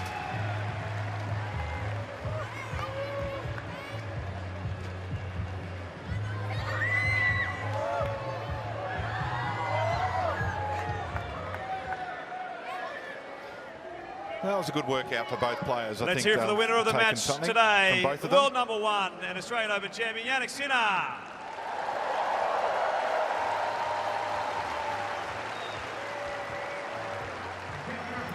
Both players are going to join Laura Robson in just a moment courtside, but John, I think that for Alexei, he had the opportunity to serve out that second set, so he'll be a little filthy on himself for that, but Sinner, as we expected, no fuss, lots to like. Yeah, and both players getting all important court time under match conditions. I think they were both a little scratchy. I think there's plenty of room for improvement. They don't have to peak a week before the big show starts. Let's join Laura Robson with our two players, Jannik Sinner and Alexei Popyrin.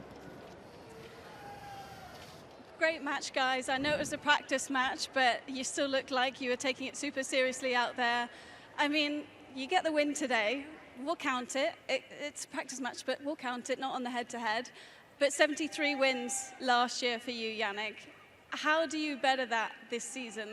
It's been an unbelievable 2024 for you. So how does it get better in 2025? Yeah, 2024 was an amazing season for me. But it's already gone now. So we are 2025. We started every year here in Melbourne, which is an amazing city. So many things happened for me on the court and also off the court, very special ones. So I'm very happy to be back here playing, you know, these kind of matches, even if it's kind of exhibition. But you know, it's for us, it's always very important trying to feel the court, trying to feel the pace. Obviously, having the crowd here, it means so much to us. So thank you so much for coming. And yeah, and then we see what's coming then in the official tournament. Alexei, do you want to say something to the crowd, especially maybe that one group there? Where were they when you needed them trying to serve out the second set, though? To be honest, I thought they were cheering for me, and then one of them said, "You can't buy a first serve." So I was like, "Are you for me or are you against me?" But I guess it turned out that they were for me. They started the Poppy chant, which was nice. So, yeah, thanks, guys. Definitely for you. They were with you all the way. I mean, what's it like coming back into the first slam of the year, though? Is it different given that you've just had a training block? Not much of one because the season was so long, but does it feel nerve-wracking again? Yeah, I love this feeling. No? This is why we practice for. We put a lot of effort in, you know, trying to enjoy this moments. But you never know. It's always, especially the first Grand Slam, especially the first matches you play in a year. It's gonna be my first official match. Then here in this tournament, like it was last year. So you never know what's happening. But in my mind, I know I have to be, you know, I have to know how much work we put in, which then hopefully then can give me confidence, and then we see how it goes. And you've just been in the snow. You went home for Christmas. Bit of a shock to the system, all of a sudden coming to Australia. How's the skin? How's the SPF 50 going? I know you must be slathering that on. I was in the snow for Christmas, and then I came here. The first day was 40 degrees, so it was a bit different. But I have to say I love the snow, but it's always very enjoyable to start my season here. So let's see. And Alexei, not quite the 73 wins for you last year, but you had an amazing season. I just want to rub it in because he's standing here, but you had that win in Montreal, your first Masters title, and then now being seeded at your home slam, you must be just pumped to get going. Yeah, to put things into perspective, I have 90-something wins in my whole career. So, yeah, no, that was obviously had one of the best seasons ever, to be honest. Yeah, for me it was a good season also. I picked up my first Masters title, so yeah, that was a special one. And yeah, hopefully there's many more. And we have to say, a big win for you in the off-season as well. I think she was sitting there, your fiancée. Yeah, she's still there, yeah. You got a yes in the off-season. Talk us through the proposal. Where were you? Was it a quick yes? Yeah, it was a quick yes. She didn't even let me finish my speech. I had a whole speech planned out, and she quickly said yes before I could say anything else. But yeah, we went on holidays. We have like a very short off-season. We had 4 or 5 days off. There she is, yeah. And then, yeah, we went to Mauritius on holidays, and I thought I planned it out, and I knew I'd pop the question there. So, luckily, she said yes. Is that your biggest win, really, over Montreal, surely? Yeah, it is definitely over Montreal, over US Open, over anything. To be honest, I think that'll top anything I'll ever do in my career. So, yeah, I'm happy. That's very sweet. Congratulations again on your engagement. Good luck for the tournament, guys. It's going to be great. We can't wait to see you out here in a couple of days' time. Thank you.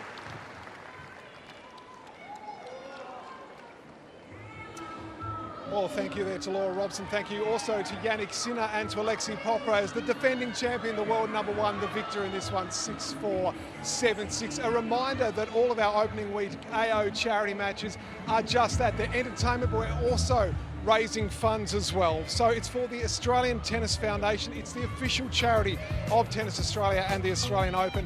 It supports disadvantaged children and communities through a number of programs, giving every kid the chance to play. The ATF aims to ensure that every child, no matter their background or circumstances, has the opportunity to access tennis. Its programs deliver free tennis to kids facing adversity and offers financial support for families who need a little help so kids don't miss out on the chance to play tennis as a result of the increased cost of living. So I've got a massive opening week for you here at AO 2025. Let's have a look at the lineup that's coming for our matches. We've got the Red Bull Baseline, high-octane tennis and entertainment coming up next. Tomorrow, Elina Svitolina and Zhang Qinwen, Carlos Alcaraz against Alex de Minaur. Mixed doubles on Thursday and the always popular night with Novak. And on Friday, Alcaraz, Popyrin, Sinner and Tsitsipas. It's a beautiful lineup as we build up to the best ever Australian Open. Thank you for joining us. We look forward to seeing your company once again here on opening week of the Australian Open 2025.